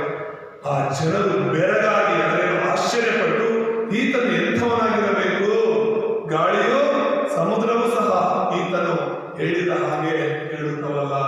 ಆಮೇಲೆ ಗಾಳಿ ಅದೇ ಪ್ರಕೃತಿ ಅಂತ ಹೇಳ್ತದೆ. ಪ್ರಕೃತಿ ಹೇಗೆ? ಪ್ರಕೃತಿ ಅಂದ್ರೆ ಗಾಳಿ, ನೀರು, ಬೆಳಕು, ಒಂದು ಸಮುದ್ರ, ಸೂರ್ಯ, ಚಂದ್ರ, ನಕ್ಷತ್ರಗಳು, ಮೇಘಗಳು, ಅರ್ಥ ಆಗ್ತಿದೆಯಾ? ಇದೆಲ್ಲ ಒಂದು ಪ್ರಕೃತಿ. ಕಲ್ಲು, ಮಣ್ಣು, ಪ್ರತಿಯೊಂದು ಕೂಡ ಮನುಷ್ಯ ಕೇಳ್ತಾರೆ ಇಲ್ಲೋ ದೇವರ ಮಾತು, ಪ್ರಕೃತಿ ಕೇಳುತ್ತೆ. Hallelujah, hallelujah. ಬಂಡೆ ಒಳಗಿಂದ ನೀರು ಬರಬೇಕು ಅಂತ ಹೇಳಿ ದೇವರು ಆಜ್ಞಾಪನೆ ಮಾಡಿದಾಗ ಬಂಡೆಯಿಂದ ನೀರು ಬರುತ್ತೆ. ಸಮುದ್ರ ಎರಡಾಗಬೇಕು ಅಂತ ದೇವರು ಹೇಳಿದಾಗ ಸಮುದ್ರ ಎರಡಾಗುತ್ತೆ. ಯೋರ್ದಾನ್ ಹೊಳೆ ಎರಡಾಗಬೇಕು ಅಂದಾಗ ಯೋರ್ದಾನ್ ದೇವರ ಮಾತು ಕೇಳುತ್ತೆ. ಹಲ್ಲೆಲೂಯಾ. ಎಲಿಗೋ ಕೋಟೆ ಬೀಳಬೇಕು ಅಂದಾಗ ಎಲಿಗೋ ಕೋಟೆ ಬೀಳುತ್ತೆ. ಸೂರ್ಯ ನಿಲ್ಲಬೇಕು ಅಂದಾಗ ನಿಲ್ತಾನೆ. ಚಂದ್ರ ಇರೋ ಜಾಗದಲ್ಲಿ ಇರಬೇಕು ಅಂದಾಗ ಚಂದ್ರನ ದೇವರ ಮಾತು ಕೇಳ್ತಾನೆ. ಹಲ್ಲೆಲೂಯಾ. ಸೊ ಇಲ್ಲಿ ನಾವು ನೋಡ್ತಿರೋದು ಗಾಳಿ ಕೂಡ ಯೇಸುವಿನ ಮಾತು ಕೇಳುತ್ತಲ್ಲ, ಸಮುದ್ರ ಕೂಡ ಯೇಸುವಿನ ಮಾತು ಕೇಳುತ್ತಲ್ಲ. ಶಿಷ್ಯರೆಲ್ಲರೂ ಯೇಸು ಸ್ವಾಮಿ ಜೊತೆಗೆ ಸಮುದ್ರದಲ್ಲಿ ಪ್ರಯಾಣ ಮಾಡ್ಕೊಂಡು ಹೋಗ್ತಾ ಇದ್ದಾರೆ. ಇದ್ದಕ್ಕಿದ್ದಂಗೆ ದೊಡ್ಡ ಬಿರುಗಾಳಿ, ಸಮುದ್ರದಲ್ಲಿ ದೊಡ್ಡ ದೊಡ್ಡ ಅಲೆಗಳು ಆ ಒಂದು ಹಡಗನ್ನ, ಆ ದೋಣಿಯನ್ನ ಮುಳುಗಿಸ್ಬಿಡ್ತಂತೆ ಅಲೆಗಳು. ಎಷ್ಟು ಭಯ ಆಗಿರ್ಬೋದು. ಅಷ್ಟೊಂದು ಭಯಂಕರವಾದ ತುಫಾನು, ಆ ಗಾಳಿ, ಆ ಅಲೆಗಳು ಬಡಿತಾ ಇದ್ರು. ಎಷ್ಟು ಏನ್ ಮಾಡ್ತಿದ್ರಂತೆ? ಏನ್ ಮಾಡ್ತಿದ್ರೆ ನಿನ್ ಜೀವನದಲ್ಲಿ ನಿನ್ಗೆ ಅನ್ಸ್ಬೋದಲ್ಲ, ನನ್ನ ಜೀವನದಲ್ಲಿ ತುಫಾನ್ ತರ ಇದೆ, ನನ್ನ ಜೀವನದಲ್ಲಿ ಅಲ್ಲಾ ಕಲ್ಲಲ್ಲ ಆಗ್ಬಿಟ್ಟಿದೆ. ಜೀವನವೆಂಬ ಈ ದೋಣಿ ಕಷ್ಟಗಳಲ್ಲಿ ಸಿಕ್ಕಾಕೊಂಡು ಇದೇ ಮುಳುಗೋಯ್ತು, ಮುಗೀತು ನನ್ನ ಕತೆ ಅನ್ನೋ ತರ ಇದೆ. ಯೇಸು ನನ್ನ ಜೀವನದಲ್ಲಿ ಇದ್ರು ಕೂಡ ಏನು ಮಾಡ್ತಿಲ್ವಲ್ಲ ಅಂತ. ಯೇಸು ನನ್ನ ಜೀವನದಲ್ಲಿ ಇದ್ರು ಕೂಡ ಏನು ಮಾಡ್ತಿಲ್ವಲ್ಲ. ಯೇಸು ನಿದ್ರೆ ಮಾಡ್ತಿದ್ದಾರೆ. ನಿನ್ ಜೀವನದಲ್ಲಿ ಅನ್ನಿಸ್ಬೋದು, ಯೇಸು ನನ್ನ ಜೀವನದಲ್ಲೂ ನಿದ್ರೆ ಮಾಡ್ತವ್ರ. ಎಬ್ಬಿಸ್ರೆ ಅಲ್ಪವಿಶ್ವಾಸಗಳ ತರ ಇದೆ. ಹಾಗೆ ನೋಡಿ ನನ್ನ ಜೀವನ ನಾವು ನೆನಪಲ್ಲಿ ಇಟ್ಕೋಬೇಕಾದ್ರೆ ಗೊತ್ತಾ, ಆ ಶಿಷ್ಯರು ಮರ್ತೋಗಿದ್ದ. ಯಾಕೆ ದೇವರು ಆ ಶಿಷ್ಯರನ್ನ ಅಲ್ಪವಿಶ್ವಾಸಗಳಂತ ಬೈದರು ಅಂತ ಹೇಳಿದ್ರೆ, ಯೇಸು ಕೂಡ ಅವ್ರ ಜೊತೆ ಇದಾರಲ್ಲ. ಹಲ್ಲೆಲೂಯಾ. ಯೇಸು ಕೂಡ ಅವ್ರ ಜೊತೆ ಇದಾರಲ್ಲ, ಹೇಗೆ ತಾನೇ ಮುಳುಗಕ್ಕೆ ಸಾಧ್ಯ? ಅದಕ್ಕೆ ಹೇಳಿದ್ದು ಅಲ್ಪವಿಶ್ವಾಸಗಳಂತ. ತುಫಾನ್ ಬರ್ಲಿ, ಬಿರುಗಾಳಿ ಬರ್ಲಿ, ಅಲೆಗಳು ಬರ್ಲಿ, ಪರವಾಗಿಲ್ಲ. ಯೇಸು ಜೊತೆ ಇಲ್ಲ ಅಂದ್ರೆ ಕೂಗಾಡ್ಬೇಕು, ಕಿಚ್ಚಾಡ್ಬೇಕು. ಯೇಸು ಜೊತೆ ಇರುವಾಗ ಒಂದ್ ವೇಳೆ ಸಮುದ್ರದ ಒಳಗಡೆ ಹೋಗಿದ್ರು ಕೂಡ ಸಮುದ್ರಕ್ಕೆ ದೇವರು ಒಂದು ಮಾತು ಹೇಳಿದ್ರೆ ಸಾಕು, ನನ್ನ ಶಿಷ್ಯರನ್ನು ಒಪ್ಪಿಸುವ ಅಂತ ಒಪ್ಪಿಸ್ಬಿಡು. ಒಪ್ಪಿಸ್ತಿದ್ರು. ಸಮುದ್ರನೇ ಯೇಸುವಿನ ಮಾತು ಕೇಳುವಾಗ ಶಿಷ್ಯ ಕೊಡೋದಕ್ಕೆ ನಾವು ಕೂಡ ಹಾಗೆ ಕಲಿಬೇಕಾದ್ರೆ ಯೋಚನೆಯಿಂದ ನಮ್ಮ ಜೀವನ ಹತ್ರ ಅಲ್ಲಾಕಲ್ಲಾಗ್ಬಿಟ್ಟಿದ್ಯಾ, ಮುಳುಗೋಗ್ತಿದ್ಯಾ, ಮುಗೀತು ಅಂತ ಅನಿಸ್ತಿದ್ಯಾ ನಮ್ಮ ಜೀವನ. ಭಯ ಪಡ್ಬೇಡ, ಅಲ್ಪವಿಶ್ವಾಸ ಆಗಿರ್ಬೇಡ. ಯೇಸುವಿನ ಜೀವನವೆಂಬ ದೋಣಿಯಲ್ಲಿದ್ದಾರೆ, ಮುಳುಗಕ್ಕೆ ಬಿಡಲ್ಲ. ಹಲ್ಲೆಲೂಯಾ. ಯಾಕಂದ್ರೆ ಆತ ಸರ್ವಾಧಿಕಾರಿಯಾಗಿದೆ. ಮತ್ತೆ ಮೂರನೇ ಮರಣ. ಒಂದು ಹುಡುಗಿ ಎಲ್ಲ ನೋಡ್ಬೋದು. 25-9-25ನೇ ವಚನ ಓದುವಾಗ 23ರಿಂದ ಓದಿ. ಆಮೇಲೆ ಯೇಸು ಆ ಅಧಿಕಾರಿಯ ಮನೆಗೆ ಬಂದು ವಾದ್ಯಗಾರ ಗದ್ದಲ ಮಾಡುವ ಜನರ ಗುಂಪನ್ನು ಕಂಡು ಹೊರಗೆ ಹೋಗಿ, ಹುಡುಗಿ ಸತ್ತಿಲ್ಲ, ನಿದ್ದೆ ಮಾಡುತ್ತಾಳೆ ಅನ್ನಲು ಅವರು ಆತನನ್ನು ಹಾಸ್ಯ ಮಾಡಿದರು. 25 ಹೇಳುತ್ತೆ, ಜನರನ್ನು ಹೊರಗೆ ಕಳುಹಿಸಿದ ಮೇಲೆ ಆತನ ಒಳಗೆ ಹೋಗಿ ಆಕೆಯ ಕೈ ಹಿಡಿಯಲು ಆಕೆ ಎದ್ದಳು. ಆಮೇಲೆ ಇಲ್ಲಿ ದೇವರು ಹೇಳಿರೋದೇನು, ಅಲ್ಲೆಲ್ಲರೂ ಇನ್ನೇನು ಸತ್ತೋಯ್ತು ಅಂತ. ರಾತ್ರಿ ಒಂದು ಸಾವಾಗಿತ್ತು ಹೆಬ್ರಗುಪ್ಪೆಯಲ್ಲಿ. ಆ ಊರವರೆಲ್ಲ ದೊಡ್ಡ ಊರದ್ದು, ನಿಮ್ಗೆ ಗೊತ್ತಿರ್ಬೋದು. ಆ ಊರಲ್ಲಿ ಹೋಗಿ ಕೇಳೋದಂತೆ ವಿಶ್ವಾಸಿಗಳು ಈ ಥರ ಸಾವಾಗಿದೆ ಅಂತ ಹೇಳಿದಾಗ, ಸರಿ ಚರ್ಚ್ ಹೋಗ್ತಿದ್ರಲ್ಲ, ಪರವಾಗಿಲ್ಲ, ಚರ್ಚ್ ಪ್ರಕಾರನೇ ಮಾಡ್ಕೊಳ್ಳಿ, ನಿಮ್ದೇನಿದೆಯೋ ಹಾಗೆ ಮಾಡ್ಕೊಳ್ಳಿ, ನಾವು ಬರ್ತೀವಿ, ನಾವು ಸಹಕರಿಸ್ತೀವಿ, ನಿಮ್ಮ ಜೊತೆ ಇರ್ತೀವಿ, ಅದು ನಿಮ್ಮ ಪ್ರಕಾರನೇ ನೀವು ಮಾಡಿ ತೊಂದರೆ ಇಲ್ಲ, ಮಾಡ್ತೀವಿ ಅಂದ್ರೆ ಆಯ್ತು ಅಂತ ರಾತ್ರಿ ಫೋನ್ ಮಾಡಿದ್ರು. ಅಲ್ಲಿ ಸೇವೆ ಮಾಡ್ತಿದ್ದಾರೆ ಸತ್ಯರಾಜ್ ಅಂತ ಹೇಳ್ಬಿಟ್ಟು, ಅವರು ಆ ಪಾಸ್ಟರ್ ಜೊತೆಗೆ ನಾನು ಕೂಡ ನನಗೂ ಕರೆದ್ರು. ರಾತ್ರಿ ಹೋಗಿ ಅವ್ರ ಜೊತೆ ಎಲ್ಲ ಮಾತಾಡ್ಕೊಂಡು ಹೇಗ್ ಮಾಡ್ಬೇಕು ಏನಂತ ಹೇಳ್ಬಿಟ್ಟು ಬಂದು. ಅಲ್ಲಿ ಅನ್ಯ ಜನರೆಲ್ಲ ಸುಮ್ಮನೆ ಇದ್ದಾರೆ, ಆದ್ರೆ ಈ ಅಲ್ಪವಿಶ್ವಾಸಗಳಿದ್ರು. ಕೆಲವರು ಚರ್ಚ್ ಹೋಗುವಂತವ್ರು, ಅವ್ರಿಗೆ ನಂಬಿಕೆ ಇಲ್ಲ. ಕೆಲವರು ಇದ್ದಾರಲ್ಲ, ಮುದುಕಿರು, ವಯಸ್ಸಾಗಿರೋದು, ಅಲ್ಲಿ ಇಟ್ಕೊಂಡು ನಮ್ಮ ನೋಡ್ತಂತ ಜೋರಾಗಿ ಆಳ್ತಾ ಇದೆ. ಅದ್ಕೊಂಡು ಅಯ್ಯೋ ಎಷ್ಟು ಸಮಯ ನಂಬ್ಕೊಂಡು ಏನು ಪ್ರಯೋಜನ ಆಯ್ತು, ನನ್ನ ಮಗಳು ಸತ್ತೋಯ್ತಲ್ಲ, ನನ್ನ ಮೊಮ್ಮಗಳು ಸತ್ತೋಯ್ತಲ್ಲ. ಅವ್ರು ಸತ್ತೋಗಿರೋರಿಗೆ ಕ್ಯಾನ್ಸರ್ ರೋಗ ಇತ್ತಂತೆ. ಏನಿತ್ತು? ಕ್ಯಾನ್ಸರ್. ಹುಡುಗಿಗೆ ಕ್ಯಾನ್ಸರ್ ರೋಗ ಇತ್ತು. ಈ 3 ಮಕ್ಕಳು, ದುಃಖನೇ ಆಗುತ್ತೆ ಚಿಕ್ಕ ಮಕ್ಕಳನ್ನ ಬಿಟ್ಟು ಸತ್ತೋಗಿದ್ದು. ಆದ್ರೆ ಯೇಸುವನ್ನ ನಂಬಕ್ ಮುಂಚೆ ಆ ಕ್ಯಾನ್ಸರ್ ರೋಗ ಇತ್ತು, ಭಯಂಕರವಾಗಿತ್ತು. ಈಗ 7 ವರ್ಷದ ಹಿಂದೆನೆ ಸತ್ತೋಗ್ಬೇಕಿತ್ತಂತೆ ಅಮ್ಮ. ಎಷ್ಟು ವರ್ಷದಿಂದ? 7 ವರ್ಷದ ಹಿಂದೆನೆ ಸಾಯ್ಬೇಕಾಗಿತ್ತಂತೆ. ಚರ್ಚಿಗೆ ಬಂದ್ಮೇಲೆ ಇನ್ನು 7 ವರ್ಷ ದೇವರು ಆಯ್ಸ್ಕೊಟ್ಟಿದ್ದಾರೆ. ಖುಷಿ ಪಡ್ಬೇಕ, ದುಃಖ ಪಡ್ಬೇಕು? ಯೇಸು ನಂಬ್ಕೊಂಡು 7 ವರ್ಷ ಬದುಕಿದಂತೆ ಅವರು, ಅವ್ರ ಮಕ್ಕಳೆಲ್ಲ ಯೇಸು ನಂಬ್ಕೊಂಡು ಅವ್ರ ಆತ್ಮವನ್ನು ಕೂಡ ರಕ್ಷಣೆ ಮಾಡಿಕೊಂಡು ದೇವರಿಗೋಸ್ಕರ ಬದುಕಿದ್ದಾರೆ. ಸದ್ಮೇಲೆ ಈಗ ದೇವರ ಜೊತೆ ಇದ್ದಾರೆ ಅಂತಾನೆ ನಳೋದೇನಕ್ಕೆ? ನಾವು ಅದನ್ನೇ ಹೇಳಿ ಪಡಿಸಿ, ನೀವೇ ಅಲ್ಪವಿಶ್ವಾಸಗಳ ತರ ಮಾತಾಡೋದು ಹೇಗೆ? ಧೈರ್ಯವಾಗಿ ನೀವು, ಈ ಮಗಳೇನು ಇದು ದೇಹ ಮಾತ್ರ ಇರೋದು, ಆತ್ಮ ದೇವರ ಬಳಿಗೆ ಹೋಗಿದೆ. ನಾವು ಎಷ್ಟು ನಂಬ್ತಿರೋದೇ ನಮ್ಮ ಆತ್ಮ ರಕ್ಷಣೆ ಮಾಡ್ಕೊಳ್ಳೋದು ದೇವರ ಜೊತೆ ಇರೋದು. ಈ ಭೂಲೋಕದಲ್ಲಿ ನಾವು 100 ವರ್ಷ ಬದುಕಿಸೋದ್ರು ಕೂಡ ಅಯ್ಯೋ ಸತ್ತೋದ್ರ ಅಂತ ಅಳ್ತಿರ್ತೀವಿ. 200 ವರ್ಷ ಬದುಕಿಸೋದ್ರು ಕೂಡ ಅಯ್ಯೋ ನಮ್ಮ ಅಜ್ಜ ಸತ್ತೋಯ್ತು, ತಾತ ಸತ್ತೋಯ್ತು. ಯಾವಾಗ ಸಾಯ್ಬೇಕಾಗಿರೋದಲ್ವಾ? ನಾವು ದುಃಖ ಪಡ್ಬೇಕಾದ್ರೆ ಯೇಸುನ ನಂಬದೆ ಸತ್ತರೆ ದುಃಖ ಪಡ್ಬೇಕು. ಯೇಸು ನಂಬಿ ಸತ್ತಾಗ ಖುಷಿ ಪಡೋಣ. ಯಾಕಂದ್ರೆ ನಾವೆಲ್ಲರೂ ಸಾಯೋದು ಒಂದಿನ, ಆದ್ರೆ ರಕ್ಷಣೆ ಹೊಂದವರು ದೇವರನ್ನ ನೋಡ್ತಾರೆ, ದೇವರ ಜೊತೆ ಇರ್ತಾರೆ. ಆಮೇಲೆ ಹಾಗಾಗಿ ಸತ್ತೋಗಿದ ಹುಡುಗಿ ಅಂತ ಆಡ್ತಾ ಇದ್ರು. ಯೇಸು ಸ್ವಾಮಿ ಹೋಗಿ ಅವನ್ನೆಲ್ಲ ಹೊರಗಡೆ ಹೋಗಿ ಅಂತ ಕಳಿಸ್ಬಿಟ್ಟು ಆ ಹುಡುಗಿಗೆ ಕೈ ಹಿಡಿದ ತಕ್ಷಣ ಜೀವ ಬಂತು. ಜೀವ ಕೊಡೋ ದೇವರು ನಮ್ಮ ಜೊತೆ ಇರೋದು. ಇವಾಗ ನಾನು ಸಾಯಬೇಕು ಅನ್ನೋದಿದ್ರೆ ದೇವ್ರು ಗೊತ್ತಿಲ್ಲದೆ ನಾವು ಸಾಯಲ್ಲ. ನಮ್ಮ ಒಂದೊಂದು ಕೂದಲು ಯೇಸುವಿನ ಎಣಿಕೆಯಲ್ಲಿ ಇದೆ ಅಂತ ಹೇಳಿದ್ರೆ ನಮ್ಮ ಮರಣ ದೇವರ ಎಣಿಕೆಯಲ್ಲಿ ಇಲ್ವಾ? ಇದೆಯಾ ಇಲ್ವಾ? ಮತ್ತೆ ಭಯ ಪಡೋದೇನಕ್ಕೆ? ನಮ್ಮ ಸಾವು ಇವತ್ತೇ ಬಂದಿದೆ, ಇವತ್ತೇ ನಾವು ಸಾಯಬೇಕು ಅಂದ್ರೆ ಭಯ ಪಡೋದೇನಕ್ಕೆ? ಈಗ ನಾವು ಎಲ್ಲೋ ಭಯಂಕರವಾದ ಜಾಗಕ್ಕೆ ಹೋಗ್ತಾ ಇದ್ದೀವಿ, ಎಲ್ಲೋ ಕಾಡು ಹೋಗ್ತಾ ಇದ್ದೀವಿ, ಪ್ರಾಣಿಗಳಿರೋ ಜಾಗಕ್ಕೆ ಹೋಗ್ತೀವಿ, ಕಳ್ಳರಿರೋ ಜಾಗಕ್ಕೆ ಹೋಗ್ತಾ ಇದ್ದೀವಿ. ನಮ್ಗೆ ತುಂಬಾ ನೋವಿರುತ್ತೆ, ಕಷ್ಟ ಇರುತ್ತೆ. ಅಯ್ಯೋ ಆ ನೋವನ್ನು ಹೇಗೆ ಸಹಿಸ್ಕೊಳ್ಳೋದಂತ ಅಂತ ಭಯಂಕರವಾದ ಸ್ಥಳಕ್ಕೆ ಹೋಗ್ತಿದೀವಿ ಅಂದ್ರೆ ನಾವು ಭಯ ಪಡಬೇಕು, ದುಃಖ ಪಡಬೇಕು. ಸ್ವರ್ಗಕ್ಕೆ ಹೋಗ್ತಾ ಇರೋದು ನಾವು ಸತ್ತು. ಈ ಭೂಲೋಕ ನರಕದಂತಿದೆ.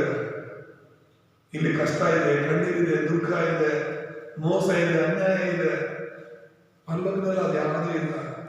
ಅಲ್ಲೂಯ್ಯ, ಅಂತ ಸುಂದರವಾದ ಸ್ಥಳ ಹೋಗೋದಕ್ಕೆ ನೀನ್ ಯಾಕೆ ಅಳ್ತೀಯ? ಅಂತ ಸುಂದರ ನಂಬಿಕೆ ಇರೋ ನಿಮಗೆ ನಾ ಸತ್ರ ಪರಲೋಕ ಹೋಗ್ತೀನಂತ ನಂಬಿಕೆ ಅಂದ್ರೆ ಅಳಿ ಪರವಾಗಿಲ್ಲ, ಉಪವಾಸ ಇರೋದು, ಓಡಾಡಿ ದೇವರನ್ನ ರಕ್ಷಿಸಿ ಅಂತ ನಂಬಿಕೆ ಇದ್ರೆ ಭಯ ಪಡಬೇಡ. ಇವತ್ತು ಸತ್ರೆ ಸಂತೋಷವಾಗಿ ಸಾಯಿ, ಆ ಕೊನೆ ಕ್ಷಣ ಸಂತೋಷ ಪಡು.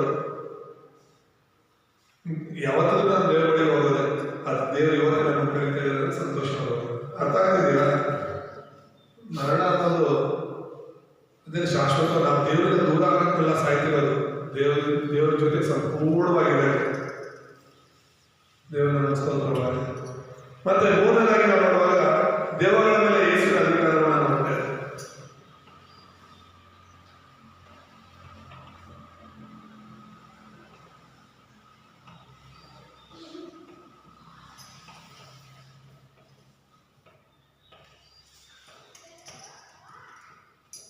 ದೇವಗಳ ಮೇಲೆ ಯೇಸುವಿನ ಅಧಿಕಾರವನ್ನು ನೋಡ್ತಾ ಇದ್ದಾರೆ. ನಮ್ಮನ್ನ ಯಾಮಾರಿಸ್ತಿರೋದು ಯಾರು? ನಮ್ಮನ್ನ ಮೋಸ ಮಾಡ್ತಿರೋದು ಯಾರು? ಪ್ರತಿದಿನ ನಮ್ಮ ಜೀವಿತಗಳು ದೇವರ ಜೊತೆ ಇಲ್ಲದೆ ದೇವರಿಗಾಗಿ ಜೀವಿಸದೇ ಇರುವಂತರ ಮಾಡ್ತಿರೋದು ಯಾರು? ಸೈತಾನ. ಹೇಗೆ ಸೈತಾನ ಕಾರ್ಯ ಮಾಡ್ತಾನೆ? ಹೇಗೆ ಕಾರ್ಯ ಮಾಡ್ತಾನೆ? ಒಂದು, ನಮ್ಮ ಆಲೋಚನೆಗಳು. ಎರಡು, ಮನುಷ್ಯರ ಮಾತುಗಳ ಮೂಲಕ. ಅರ್ಥ ಆಗ್ತಿದೆಯಾ? ಅರ್ಥ ಆಗ್ತಿದೆಯಾ ಹೇಗೆ ಸೈತಾನ ಕಾರ್ಯ ಮಾಡೋದು? ಒಂದು, ನಿನ್ನ ಸ್ವಂತ ಆಲೋಚನೆಗಳನ್ನು ಬಂದವನು ಮಾತಾಡ್ತಾನೆ, ಯೋಚನೆ ಕೊಡ್ತಾನೆ. ನಾನು ಹೇಳ್ತಿರೋದು ಯೇಸುಗಾಗಿ ಬದುಕಬೇಕು ಅಂದ್ರೆ ಸಭೆಗೆ ಹೋಗ್ಬೇಕಾ ಬೇಡವಾ ಅಂತಾನೆ. ಭಾನುವಾರ ಬಂತು ಅಂದ್ರೆ ಆಗಲೇ ಸ್ಟಾರ್ಟ್ ಆಗುತ್ತೆ. ಏನ ಹೋಗೋದ ಬೇಡವಾ, ನೈಟ್ ಮಲಗೋ ತನಕನೂ ನಾಳೆ ಚರ್ಚಿಗೆ ಹೋಗ್ಲೇಬೇಕು ಅಂತ ಅನ್ಸುತ್ತೆ. ಬೆಳಗ್ಗೆ ಆದ ತಕ್ಷಣ ಮತ್ತೆ ಬೇರೆ ಬೇರೆ ಕೆಲಸ, ಅದು ಇದು ಅಂತ. ಅವಾಗ ಎರಡು ಕಡೆ ಮನಸ್ಸು, ಒಂದು ಕಡೆ ಹೋಗೋದ, ಇನ್ನೊಂದು ಕಡೆ ಬೇಡ. ಈ ಕಡೆ ಚರ್ಚ, ಈ ಕಡೆ ಕೆಲಸ, ಈ ಕಡೆ ಚರ್ಚ, ಈ ಕಡೆ ವಾಲಿಬಾಲ, ಈ ಕಡೆ ಚರ್ಚ, ಈ ಕಡೆ ಶುದ್ಧಿ ಕೇಳಕ್ ಹೋಗೋದ, ಈ ಕಡೆ ಚರ್ಚ, ಈ ಕಡೆ ಬಟ್ಟೆ ವ್ಯಾಪಾರ ಅಲ್ವಾ? ಎಳೆಯಲ್ವಾ ಮನಸ್ಸು? ಆಗ ನೀನ್ ತೀರ್ಮಾನ ಮಾಡೋ ಜಾಗದಲ್ಲಿ ಇರ್ತೀಯ. ನೀನ್ ಬಲಗಡೆ ಹೋಗ್ಬೇಕಾ, ಎಡಗಡೆ ಹೋಗ್ಬೇಕಾ? ನೀನ್ ಸಭೆಗೆ ಹೋಗ್ಬೇಕಾ, ನೀನು ಸ್ವಂತ ಕಾರ್ಯಕ್ಕೆ ಜನರು ಕರೀತಾರೆ, ಬಾ ಬಾ. ನೀನ್ ತುಂಬಾ ಮುಖ್ಯ ಅಲ್ಲ ಅಲ್ವಾ? ನೀನಿಲ್ಲ ಆಟನೇ ಇಲ್ಲ. ನೀನಿಲ್ಲ ಅಂದ್ರೆ ನೀ ಶುದ್ಧಿ ಆಗಿರ್ತಿದ್ದೀರಿ. ನೀನಿಲ್ಲ ಅಂದ್ರೆ ಪ್ಲಾಸ್ಟಿಕ್ ಮಾಡೋರೇ ಇಲ್ಲ. ಜಮೀನಲ್ಲಿ ಯಾರು ಕೆಲಸ ಮಾಡೋರೇ ಇಲ್ಲ ಅಲ್ವಾ ಸರ್? ನೀನೇ ತುಂಬಾ ಮುಖ್ಯ. ಅವ್ರು ಹೇಳೋದೇ ಹಾಗೆ, ನೀನ್ ತುಂಬಾ ಮುಖ್ಯ. ಅಯ್ಯೋ ನೀನಿಲ್ಲ ಅಂದ್ರೆ ಏನು ನಡೆಯೋದೇ ಇಲ್ಲ ಅಂತ. ಇನ್ನೊಂದ್ಸರಿ ಸಭೆ ಬಿಟ್ಟು ಹೋಗ್ಬೇಕು, ಅಲ್ಲಿಗೆ ಉಳ್ಕೊಂಡು ಬರ್ಬೇಕು. ನೀವು ಇರೋ ಜಾಗ ನಮ್ಮ ಭಾಷೆ ಆಗಿದೆ. ನನ್ನನ್ನು ಬೆಳೆಸಿದ ಭಾಷೆಗಳು. ನನ್ನ ಕ್ರಿಕೆಟ್ ಹುಚ್ಚಿತ್ತು ಚಿಕ್ಕ ವಯಸ್ಸಿನಿಂದಲೂ ಕೂಡ. ಹೇಳಿದೆ ಮಾಮ, ಎಷ್ಟೋ ಸರಿ ನಮ್ಮಮ್ಮ ಊಟನೇ ಮಾಡ್ಕೊಂಡು ತಗೋ ಬಂದ್ಬಿಡ್ತಿತ್ತು. ಆ ಕೆರೆಯೆಲ್ಲ ಊಟ ಅಡುಗೆ ಬೆಳಗ್ಗೆ ಹೋದ್ರೆ ಸಂಜೆ ತನಕ ಬರೀ ಕ್ರಿಕೆಟ್ ಆಡ್ಕೊಂಡಿದ್ರೆ ನಮ್ಮಮ್ಮನ ಪ್ರೀತಿ ಜಾಸ್ತಿ ಆದಾಗ ಅಯ್ಯೋ ನನ್ನ ಮಗ ಇರುತ್ತಿದ್ದಿಲ್ಲ ಅಂತ ಹೇಳ್ಬಿಟ್ಟು ಊಟ ನೀರೆಲ್ಲ ತಗೊಂಡು ಅಲ್ಲಿಗೆ ಬರೋರು. ಕೆರೆಗೆ ಕೋಪ ಇದೆ, ಕೋಲ್ ಹಿಡ್ಕೊಂಡು ಬರೋರು. ಅದು ನಮ್ಮ ಪಾಸ್ಟ್. ನಾನು ಭಯ ಪಡ್ತಿದ್ದೆ, ನಮ್ಮ ಪಾಸ್ಟ್ ಇಲ್ಲ. ನಿಮ್ಮೆಲ್ಲರಿಗೂ ನನ್ನ ಭಯ ಇಲ್ಲ ಬಿಡಿ, ಅದು ಬೇರೆ. ಯಾಕಂದ್ರೆ ನಾನು ಭಯೋದು ಇಲ್ವಲ್ಲ ಅಲ್ವಾ? ಅದು ನಮ್ಮ ಪಾಸ್ಟ್ ಅಂದ್ರೆ ನನಗೆ ತುಂಬಾ ಭಯ ಇದೆ. ಯಾಕಂದ್ರೆ ಅವರು ಎಲ್ಲರ ಮುಂದೆ ಭಯೋರು. ವಾಕ್ಯ ಹೇಳುವಾಗ ನಮ್ಮ ಹೆಸರು ಹೇಳೇ ಭಯೋರು. ಇಲ್ಲಿ ನಿಂತವರು ಈ ತರ ಒಂದು ಚರ್ಚ್ಬಿಟ್ಟು ಈಗ ಹೋಗಿದ್ದಾರೆ, ಸೇವೆ ಬಿಟ್ಟಿಗೆ ಹೋದ ಅಂತಾನೆ ಬೈತಿದ್ರು. ಎಲ್ಲರ ಮುಂದೆ ಬೈತಾರಲ್ಲ ಅನ್ನೋ ಕಾರಣಕ್ಕೆ ನಾವು ಯಾವತ್ತೂ ತಪ್ಪಿಸ್ಕೋಬಾರ್ದು ಚರ್ಚ್ ಅನ್ಸ್ಬಿಡೋದು. ಅದೊಂದಾದ್ರೆ ಎರಡನೇದು, ನಾನು ಕ್ರಿಕೆಟ್ ಆಡ್ತಾ ಇದ್ರೆ ಇಲ್ಲ ಬೇರೆ ಕಡೆ ಎಲ್ಲ ಹುಡುಗ ಜೊತೆ ಇದ್ರೆ ಹುಡುಕೊಂಡೆ ಬರೋರು ಅಡ್ರೆಸ್ ಹೇಳ್ಕೊಂಡು ಎಲ್ಲಿದ್ದಾರೆ ಅಂತ. ಒಂದ್ಸಲ ಬೇರೆ ಊರವರು ನಮ್ಮ ಊರಿಗೆ ಬಂದಾಗ ಕ್ರಿಕೆಟ್ ಆಡಕ್ಕಂತ ನಾನೇ ಕ್ಯಾಪ್ಟನ್, ನಾನೇ ನಡೆಸ್ತಿರೋದಲ್ಲಿ ಮ್ಯಾಚು ಬಿಟ್ಟಿಲ್ಲ, ಆಡ್ತಾ ಇದ್ದೀನಿ. ನಾನೇ ಬೋಲಿಂಗ್ ಹಾಕಕ್ಕೆ ಹೋಗ್ತೀನಿ. ಬಾಯಿಗೆ ಕೆಲಸ ಇದೆ, ಬೈಕ್ ಎಲ್ಲರ ಬೈಕ್ ತಿಳ್ಕೊಂಡು ಬೈಕ್ ಹಾಕೋದು. ಬಿಡ್ತಾನೆ ಇರಲಿಲ್ಲ. ಅವಾಗ ನನಗೆ ಒಂದೊಳ್ಳೆ ಬೇಜಾರಾಗೋದು, ಕೋಪ ಆಗೋದು. ಏನಂದ್ರೆ ಇವ್ರು ಅರ್ಥನೇ ಮಾಡ್ಕೊಳಲ್ಲ. ಒಂದು ವಾರ ಬಂದಿಲ್ಲ ಏನಂದ್ರೆ ಏನಾಗ್ಬಿಡುತ್ತೆ, 2 ವಾರ ಬಂದಿಲ್ಲ ಅಂದ್ರೆ ಏನಾಗ್ಬಿಡುತ್ತೆ ಅಂತ. ಆದ್ರೆ ಇವಾಗ ಒಂದು ಸೇವಕನಾಗಿ ದೇವರಲ್ಲಿ ಸಂಪೂರ್ಣ ನಂಬಿಕೆ ಮತ್ತು ಒಬ್ಬ ವ್ಯಕ್ತಿಯಾಗಿ ಯೋಚನೆ ಮಾಡುವಾಗ ಅವ್ರು ಮಾಡ್ತಿದ್ದೀವಿ ಸರಿನೇ ಅಂತ. ಅಲ್ಲೂಯ್ಯ ಅಲ್ಲೂಯ್ಯ.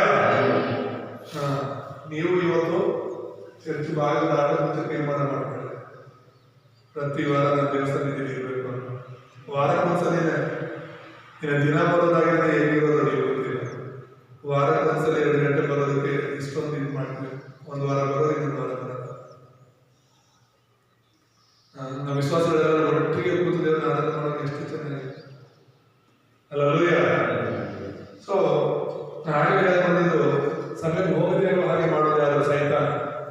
ಪ್ರಾರ್ಥನೆ ಮಾಡೋಕ್ಕೆ ನಿನ್ನ ಮನಸ್ಸಿರುತ್ತೆ, ಪ್ರಾರ್ಥನೆ ಮಾಡೋಕ್ಕೆ ಸೈತಾನ ಬಿಡಲ್ಲ. ಯಾರಾದ್ರೂ ಬಂದು ಕರೀತಾರೆ, ಇಲ್ಲ ನಿನಗೆ ಬೇರೆ ಬೇರೆ ಆಲೋಚನೆಗಳು ಬರ್ತಿರುತ್ತೆ ಪ್ರಾರ್ಥನೆ ಮಾಡೋದು. ಬೈಬಲ್ ಓದೋಕೆ ಆಸೆ, ಬೈಬಲ್ ಓದಬೇಕು ಅಂತ ನಿನಗೆ ಇರುತ್ತೆ. ಓದಕ್ಕೆ ಹೋಗುವಾಗ ನಿನ್ನ ಮನಸ್ಸೆಲ್ಲೋ ಹಿಡಿಯುತ್ತೆ. ಫೋನ್ ನೋಡುವಷ್ಟು ಬೈಬಲ್ ಓದಲ್ಲ, ಫೋನ್ ನೋಡುವಷ್ಟು ಸರಿ ಬೈಬಲ್ ಏನು ಪ್ರಾರ್ಥನೆ ಮಾಡೋದು. ಸೈತಾನ ಮುಳುಗಿಸ್ಬಿಡ್ತಾರೆ. ಈಗ ಬೈಬಲ್ ಒಂದದ್ದೇ ಓದಿದ್ರೆ ಇನ್ನೊಂದದ್ದೇ ಓದೋಣ, ಒಂದು ವರ್ಷ ಓದಿದ್ರೆ ಇನ್ನೊಂದು ವರ್ಷ ಓದೋಣ ಅಂತ ಅನ್ಸುತ್ತಾ? ಇಲ್ಲ. ಅದೇ ರೀಲ್ಸ್ ನೋಡುವಾಗ ಅದು ಯಾವ್ದಾದ್ರೂ ಬರಲಿ, ಇಂಥದ್ದೇ ನೋಡ್ಬೇಕಂತ ನಮ್ಗೆ ಆಲೋಚನೆ ಇರಲ್ಲ. ಬರೋದೆಲ್ಲ ಒಟ್ಟೊಟ್ಟಿಗೆ ನೋಡ್ತಾ ಇರೋದು ಯಾವ ಬಂದ್ರೆ ಹೀಗೆ ಕಳೆದೋಗುತ್ತೆ. ಅರ್ಧ ಗಂಟೆ 1 ಗಂಟೆ ಅದು ಯಾವಾಗ ಹೋಗ್ಬಿಟ್ಟಿರುತ್ತೋ ಗೊತ್ತಿಲ್ಲ, ಮುಳುಗೋಗಿರ್ತೀವಿ ಅದರಲ್ಲಿ. ನಮ್ಮ ಒಂದು ಜೀವನ ಈ ತರ ಇದೆ. ನಮ್ಮ ಮಕ್ಕಳ ಜೀವನ ಹೇಗಿರುತ್ತೆ? ನಮ್ಮ ಮಕ್ಕಳ ಕಾಲದಲ್ಲಿ ಆ ಮೊಬೈಲ್ ಎಷ್ಟು ಮಟ್ಟಿಗೆ ಅವ್ರನ್ನ ಬಂಧಿಸ್ಬಿಡುತ್ತೋ ಒಂದೇ ಕಡೆ ಹುಚ್ಚರಾಗ್ಬಿಡ್ತಾರೆ. ಈಗ ವಿದೇಶಗಳಲ್ಲಿ ಎಷ್ಟು ಮುಂದುವರೆದಿದೆಯೋ ಆ ದೇಶಗಳು, ಮಕ್ಕಳು ಅಷ್ಟು ಹುಚ್ಚರಾಗಿದ್ದಾರೆ. ವಿಡಿಯೋ ಗೇಮ್ಸ್ ಅದು ಜೋಶ ಎಲ್ಲಾರು ಒಂದ್ಸಲ ಯಾಮಾಸ್ಬಿಟ್ಟು ವಿಡಿಯೋ ಗೇಮ್ ಆಡಕ್ಕೆ ಹೋಗ್ತಾನೆ, ಇಲ್ಲ ನೋಡಕ್ಕೆ ಹೋಗ್ತಾನೆ, ಬೈತಾ ಇರ್ತೀನಿ ನಾನು ಬೇಡ. ಯಾಕಂದ್ರೆ ಅದು ಒಂದು ಸಲ ಅದು ಆ ಮನಸ್ಸಿಗೆ ಬಂದ್ಬಿಟ್ರೆ ಅದರಲ್ಲೇ ಮುಳುಗೋಗ್ತಾರೆ, ಹುಚ್ಚರಾಗಿಬಿಡ್ತಾರೆ. ಮತ್ತೆ ಅದನ್ನೇ ಆಡ್ತಾರೆ. ಹೊರಗಡೆ ಹೋಗಿ ಆಟ ಆಡಲಿ, ಬೇಕಾದ್ರೆ ಫ್ರೆಂಡ್ಸ್ ಜೊತೆಗೆ ಆಟ ಆಡಲಿ, ಹೊರಗಡೆ ಆಟ ಆಡೋದು ಒಳ್ಳೇದೇ. ಆದರೆ ಫೋನ್ ಹುಚ್ಚೋದು ಕಡಿಮೆ ಆಗ್ಬೇಕು ಅಂತ ಹೇಳಿ ಸೈತಾನ ಹೇಗಾಗಿ ನನ್ನ ಸಮಯವನ್ನು ಹಾಳು ಮಾಡೋದಕ್ಕೆ ನೋಡ್ತಾರೆ. ನಾವು ದೇವರ ಜೊತೆ ಇರೋದಕ್ಕಿಂತ ಹೆಚ್ಚು ಲೋಕದ ಜೊತೆ, ಲೋಕದ ವಿಷಯಗಳ ಜೊತೆ ಇರಬೇಕು ಅಂತ. ಹಾಗಾಗಿ ಜನರ ಜೀವಿತಗಳನ್ನು ಹಾಳು ಮಾಡ್ತಿದ್ದಂತಹ ಆ ದುರಾತ್ಮಗಳನ್ನ, ದೇವಗಳನ್ನ ಯೇಸು ಸ್ವಾಮಿ ಬಿಡಿಸಿದ್ದನ್ನ ನಾವು ನೋಡ್ತೇವೆ.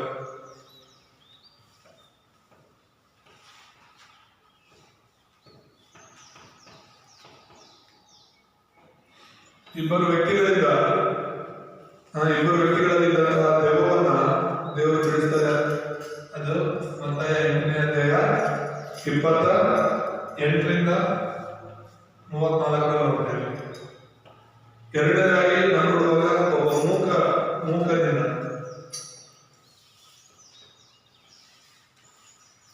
ಮೂಕನಿಂದ ಆ ದೆವ್ವ ಬಿಡಿಸ್ತಾನೆ. ಆ ದೆವ್ವ ದುರಾತ್ಮವನ್ನು ಇದ್ದುಕೊಂಡು ಅವನನ್ನ ಮೂಗನಾಗಿ ಮಾಡಿರ್ತಾರೆ. ಯಾವಾಗ ಯೇಸುಸ್ವಾಮಿಯನ್ನು ಬೆದರಿಸಿ ಬಿಡಿಸ್ತಾನೋ ಅವನು ಮತ್ತೆ ಮಾತನಾಡುವಾಗ್ತಾನೆ ಎಂಬುದಾಗಿ ನಾವು ನೋಡ್ತೇವೆ.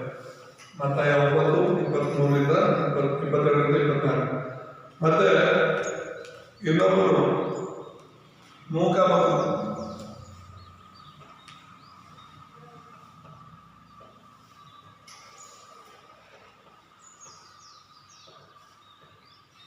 ಮತ್ತು ಕಿವುಡನಿಂದ ದುರಾತ್ಮವನ್ನ ಬಿಡಿಸ್ತಾನೆ.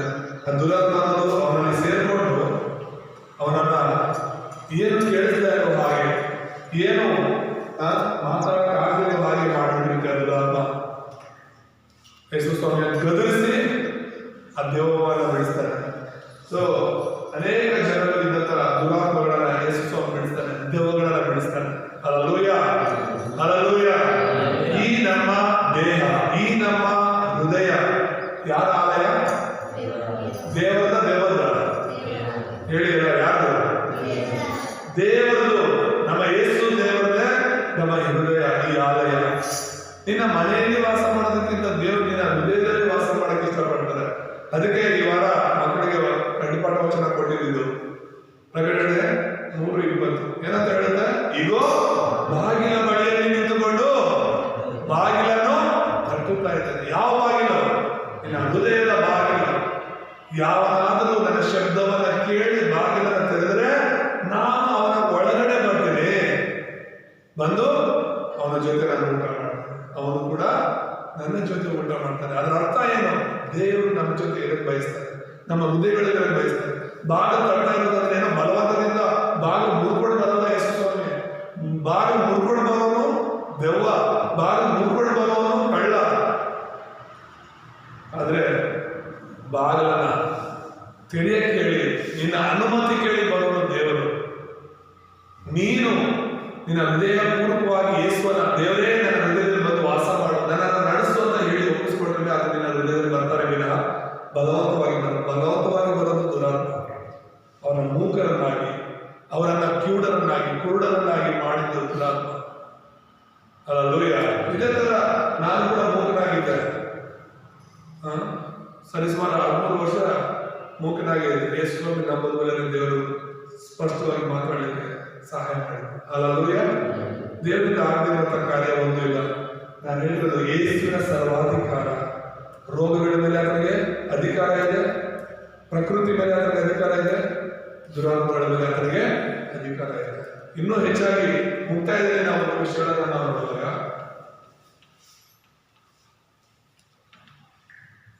ಹೇಗೆ ಯೇಸುವಿನ ಸರ್ವಾಧಿಕಾರ ನಾವು ಅರ್ಥ ಮಾಡ್ಕೋಬೇಕು.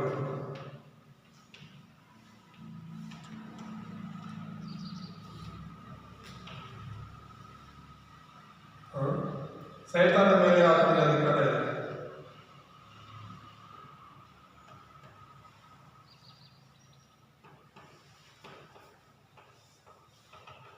ಒಂದು ಯೋಹಾನ 3:8 ನಮಗೆ ಅಭಿಷಕ್ತನಾಗಿ ಲೋಕದಲ್ಲಿ ಬಂದು ಈ 3 ಸ್ಥಾನಗಳನ್ನ ಆತನು ಸತ್ಯ ಅರಸನಾಗಿ, ಸತ್ಯ ಯಾಜಕನಾಗಿ, ಸತ್ಯ ಪ್ರವಾದಿಯಾಗಿದ್ದಾನೆ.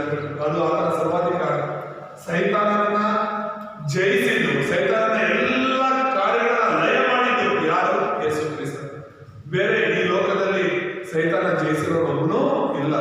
ಸೈತಾನನ ಕೆಲಸ ಹಾಳು ಮಾಡಿದವನು, ಸೈತಾನನ ಆಲೋಚನೆಗಳನ್ನ, ಅವನ ಬಲವನ್ನು ಹೊಂದವರು ಯೇಸುವನ್ನ ಬಿಟ್ಟರೆ ಬೇರೆ ದೇವರು, ಬೇರೆ ಮನುಷ್ಯರು ಈ ಲೋಕದಲ್ಲಿ ಇಲ್ಲ. ಯೇಸು ಸ್ವಾಮಿ ಮಾತ್ರ ಸರ್ವಾಧಿಕಾರಿಯಾದ್ರಿಂದ ಸೈತಾನನ ಸಿಲುಬೆಯಲ್ಲಿ ಸೋಲಿಸಿದನೆಂಬುದಾಗಿ ನಾವು ನೋಡ್ತೇವೆ. ಅದಕ್ಕಾಗಿ ಯೇಸು ಲೋಕದಲ್ಲಿ ಬಂದಿದ್ದಾರೆ ಎಂಬುದಾಗಿ ಕೂಡ ನಾವು ನೋಡ್ತೇವೆ. ಎರಡನೇದಾಗಿ ನಾವು ನೋಡಿದ್ರೆ ಪಾಪದ ಮೇಲೆ ಆತನಿಗೆ ಅಧಿಕಾರ ಇದೆ.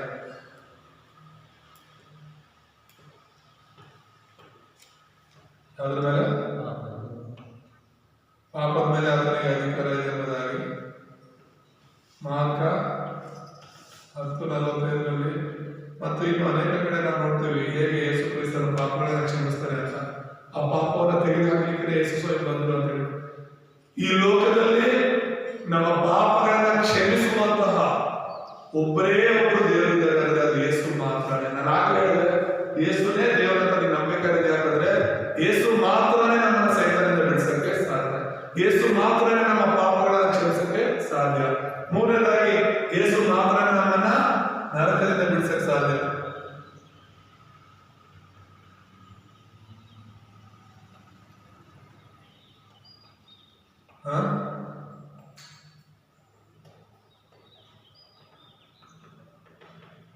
ಅದನ್ನೇ ಅರ್ಥ ಮಾಡ್ಕೋಬೇಕು. ನರಕದ ಮೇಲೆ ಕೂಡ ಯೇಸುವಿಗೆ ಮಾತ್ರನೇ ಅಧಿಕಾರ ಇದೆ. ಅದರಿಂದ ಬಿಡಿಸೋದಕ್ಕೆ ಯೇಸು ಮಾತ್ರನೇ ಶಕ್ತನಾಗಿದ್ದಾನೆ ಅನ್ನೋದನ್ನು ಅರ್ಥ ಮಾಡ್ಕೋಬೇಕು. ಯಾಕೆ ನಮಗೆ ಯೇಸು ಮುಖ್ಯವಾಗಬೇಕು ಅಂತ ಹೇಳಿದ್ರೆ, ಬೈಬಲ್ ಯಾಕೆ ನಮ್ಗೆ ಮುಖ್ಯವಾಗಬೇಕು ಅಂದ್ರೆ ಆದಿಯಿಂದಲೂ ಕೂಡ ಅಂತ್ಯದವರೆಗೆ ಬೈಬಲ್ ಮಾತ್ರ ಹೇಳುತ್ತೆ ನಮಗೆ. ಅಲ್ಲೂಯ, ಈ ಲೋಕ ಹೇಗೆ ಪ್ರಾರಂಭವಾಯಿತು, ಹೇಗೆ ಅಂತ್ಯವಾಗುತ್ತೆ ಅಂತ ಬೈಬಲ್ ಮಾತ್ರ ನಮ್ಗೆ ಹೇಳುತ್ತೆ. ಮನುಷ್ಯರು ಎಲ್ಲಿಂದ ಬಂದರು, ಕೊನೆಗೆ ಎಲ್ಲಿ ಹೋಗ್ತಾರೆ ಅಂತ ಬೈಬಲ್ ಮಾತ್ರ ಹೇಳುತ್ತೆ. ದೇವರು ಎಲ್ಲಿದ್ದಾರೆ, ನಾವು ಎಲ್ಲಿರ್ತೀವಿ ಅನ್ನೋದು ಬೈಬಲ್ ಮಾತ್ರ ಹೇಳುತ್ತೆ. ಈ ಲೋಕದಲ್ಲಿ ಎಲ್ಲವೂ ಕೂಡ ಎಲ್ಲಿಂದ ಬಂದು ಏನಾಗುತ್ತೆ ಅನ್ನೋದು ಬೈಬಲ್ ಮಾತ್ರ ಹೇಳುತ್ತೆ. ಅದಲ್ಲೂಯ, ಅದಕ್ಕೆ ನಮಗೆ ಬೈಬಲ್ ಮುಖ್ಯ ಆಗಬೇಕು. ಏನಾ ಬೈಬಲ್ ಮುಖ್ಯವಾಗಬೇಕು. ಮತ್ತೆ ಯೇಸು ಕ್ರಿಸ್ತನೇ ಯಜಮಾನ ಅನ್ನೋ ತೀರ್ಮಾನಕ್ಕೆ ನಾವು ಬಂದು, ಯೇಸು ನಮ್ಮನ್ನ ದೇವರ ಮಗುವಾಗಿ ಸುವಾರ್ತಿಕರಾಗಿದ್ದೇವೆ ಅನ್ನೋ ತೀರ್ಮಾನ ಬಂದು ಯೇಸುವಿನ ಸರ್ವಾಧಿಕಾರವನ್ನು ಅರ್ಥ ಮಾಡ್ಕೋಬೇಕು. ಯಾಕೆ ಯೇಸು ಮಾತ್ರ, ಕೇವಲ ಯೇಸು ಕ್ರಿಸ್ತನೇ? ಯಾಕಂದ್ರೆ ಆತನ ಮಾತ್ರನೇ ನಮ್ಮನ್ನ ಸೈತಾನದಿಂದ ಬಿಡಿಸ್ತಾನೆ, ಆತನ ಮಾತ್ರನೇ ನಮ್ಮನ್ನ ಪಾಪದಿಂದ ಬಿಡಿಸ್ತಾನೆ, ಆತನ ಮಾತ್ರನೇ ನಮ್ಮನ್ನ ನರಕದಿಂದ ಬಿಡಿಸ್ತಾನೆ. ಇದರಿಂದ ಬಿಡಿಸೋರು ಬೇರೆ ಯಾರು ಇಲ್ಲ. ಒಂದು ವೇಳೆ ಆತರ ಇದ್ರೆ ನೀವು ತಿಳ್ಕೊಂಡು ಬನ್ನಿ, ಯಾರು ನಮ್ಮ ಸೈತಾನದಿಂದ ಪಾಪದಿಂದ ನರಕದಿಂದ ಬಿಡಿಸೋರಿದ್ದಾರೆ ಅಂದ್ರೆ ಯೇಸುನೇ ಬೇಕು ಅಂತ ಹೇಳಿಲ್ಲ, ಅವರು ಕೂಡ ನಾನು ನಂಬಬಹುದು. ಆದ್ರೆ ಆ ರೀತಿ ಯಾರು ಇಲ್ಲದೆ ಇರೋದ್ರಿಂದಲೇ ಯೇಸು ಮಾತ್ರ ತೀರ್ಮಾನ ಬಂದು ಯೇಸುವಿಗೆ ನಾವು ಜಯಿಸಬೇಕು. ಆಮೇಲೆ ಸೊ ಯೇಸು ಎಲ್ಲವನ್ನ ಮಾಡಲು ಶಕ್ತರಾಗಿದ್ದಾರೆ. ನಾವು ಸೋತುತ್ತಾ ಇರ್ತೀವಿ, ನಾವು ಬಲಹೀನರಾಗಿರ್ತೀವಿ, ಅನೇಕ ಸಲ ನಾವು ಅಲ್ಪವಿಶ್ವಾಸಿಗಳಾಗಿರ್ತೀವಿ. ಅದನ್ನೇ ನಿನ್ನೆ ಕೂಡ ಜೂಮ್ ಮೀಟಿಂಗ್ ಅಲ್ಲಿ ಕಲ್ತಿದ್ವಿ ನಾವು. ಚಿಕ್ಕ ಚಿಕ್ಕ ವಿಷಯಗಳಿಗೂ ಕೂಡ ಅದು ದೇವರ ಮುಂದೆ ನಾವು ತರಬೇಕು, ಪ್ರಾರ್ಥನೆಯಾಗಿ ಅದನ್ನ ಮಾರ್ಪಡಿಸಬೇಕು ಅಂತ. ಅಲ್ಲೂಯ, ಚಿಕ್ಕ ವಿಷಯ ಇನ್ನೇನು ದೇವರಿಗೆ ಹೇಳೋದು ಅಂತ ಹೇಳ್ಬಿಟ್ಟು ನಾವು ಸುಮ್ಮನೆ ಇರೋದಲ್ಲ. ಆ ಚಿಕ್ಕ ವಿಷಯ ನಾಳೆ ದೊಡ್ಡ ವಿಷಯ ಆಗೋದು, ಚಿಕ್ಕ ಸಮಸ್ಯೆನೇ ನಾಳೆ ದೊಡ್ಡ ಸಮಸ್ಯೆ ಆಗೋದು. ಪ್ರತಿಯೊಂದನ್ನು ನಾವು ದೇವರ ಮುಂದೆ ತಂದು ಪ್ರಾರ್ಥಿಸುವಾಗ ದೇವರ ಚಿತ್ರದಲ್ಲಿ ಆಮೇಲೆ ಇವಾಗಿನ ದೇವರನ್ನು ಆಶೀರ್ವಾದ ಮಾಡಿ ಪ್ರಾರ್ಥನೆ ಮಾಡೋಣ. ನಮ್ಮನ್ನು ಬಹಳವಾಗಿ ಪ್ರೀತಿಸುವಂತಹ ದೇವರೇ, ನೀವು ಸರ್ವಾಧಿಕಾರಿಯಾಗಿದ್ದೀರಾ ಅಂತ ಹೇಳಿ ನಮಗೆ ತಿಳಿಯಪಡಿಸೋದಕ್ಕಾಗಿ ಸ್ತೋತ್ರ. ಇನ್ನು ಆಳವಾಗಿ ನಾವು ಸತ್ಯವೇದವನ್ನು ಹೇಳ್ಕೊಳ್ಳುವಂತೆ, ಇನ್ನು ಆಳವಾಗಿ ನಾವು ಯೇಸು ಕ್ರಿಸ್ತನ ಬಗ್ಗೆ ತಿಳ್ಕೊಳ್ಳುವಂತೆ, ಇನ್ನು ಆಳವಾಗಿ ನಾವು ಅಪ್ಪ ನಿಮ್ಮನ್ನು ಕೊಟ್ಟಿರುವ ದೇವರ ಮಗುವಿನ ಸುವಾರ್ತಿಕರ ಸ್ಥಾನವನ್ನು ಅರ್ಥ ಮಾಡಿಕೊಳ್ಳುವಂತೆ ಸಹಾಯ ಮಾಡಿರಿ. ಮತ್ತೆ ನೀವು ಸರ್ವಾಧಿಕಾರಿಯಾಗಿ ನಮ್ಮನ್ನ ಸೈತಾನ ಪಾಪ ನರಕಗಳಿಂದ ಬಿಡಿಸಿ ದೇವರೇ ಅವುಗಳಿಗೆ ಸಾಕ್ಷಿಗಳಾಗಿ ನಮ್ಮನ್ನು ನಿಲ್ಲಿಸಿದ್ದಕ್ಕಾಗಿ ಸ್ತೋತ್ರ ಸ್ವಾಮಿ. ನಿಮ್ಮ ದೇವರ ಕೃಪೆಯಿಂದ ನಿಮ್ಮ ಆತ್ಮವನ್ನು ನಾವು ತುಂಬಿಸಿ ಅಪ್ಪ ದೇವರೇ, ನಿಮ್ಮ ಹೆಸರಿನ ಮೂಲಕ ನಾವು ಜೀವಿಸುವಂತೆ, ಸಾಕ್ಷಿಗಳಾಗಿ ನಿಲ್ಲುವಂತೆ, ಅನೇಕರನ್ನ ಬಲಪಡಿಸುವಂತೆ, ರಕ್ಷಣೆ ಮಾರ್ಗ ನಡೆಸುವಂತೆ ಸಹಾಯ ಮಾಡಿ. ಹಾಗೆ ಮಾಡಿದ್ದಕ್ಕಾಗಿ ಸ್ತೋತ್ರ. ಕ್ರಿಸ್ತನ ಯೇಸುವಿನ ನಾಮದಲ್ಲಿ ತಂದೆ, ಆಮೆನ್.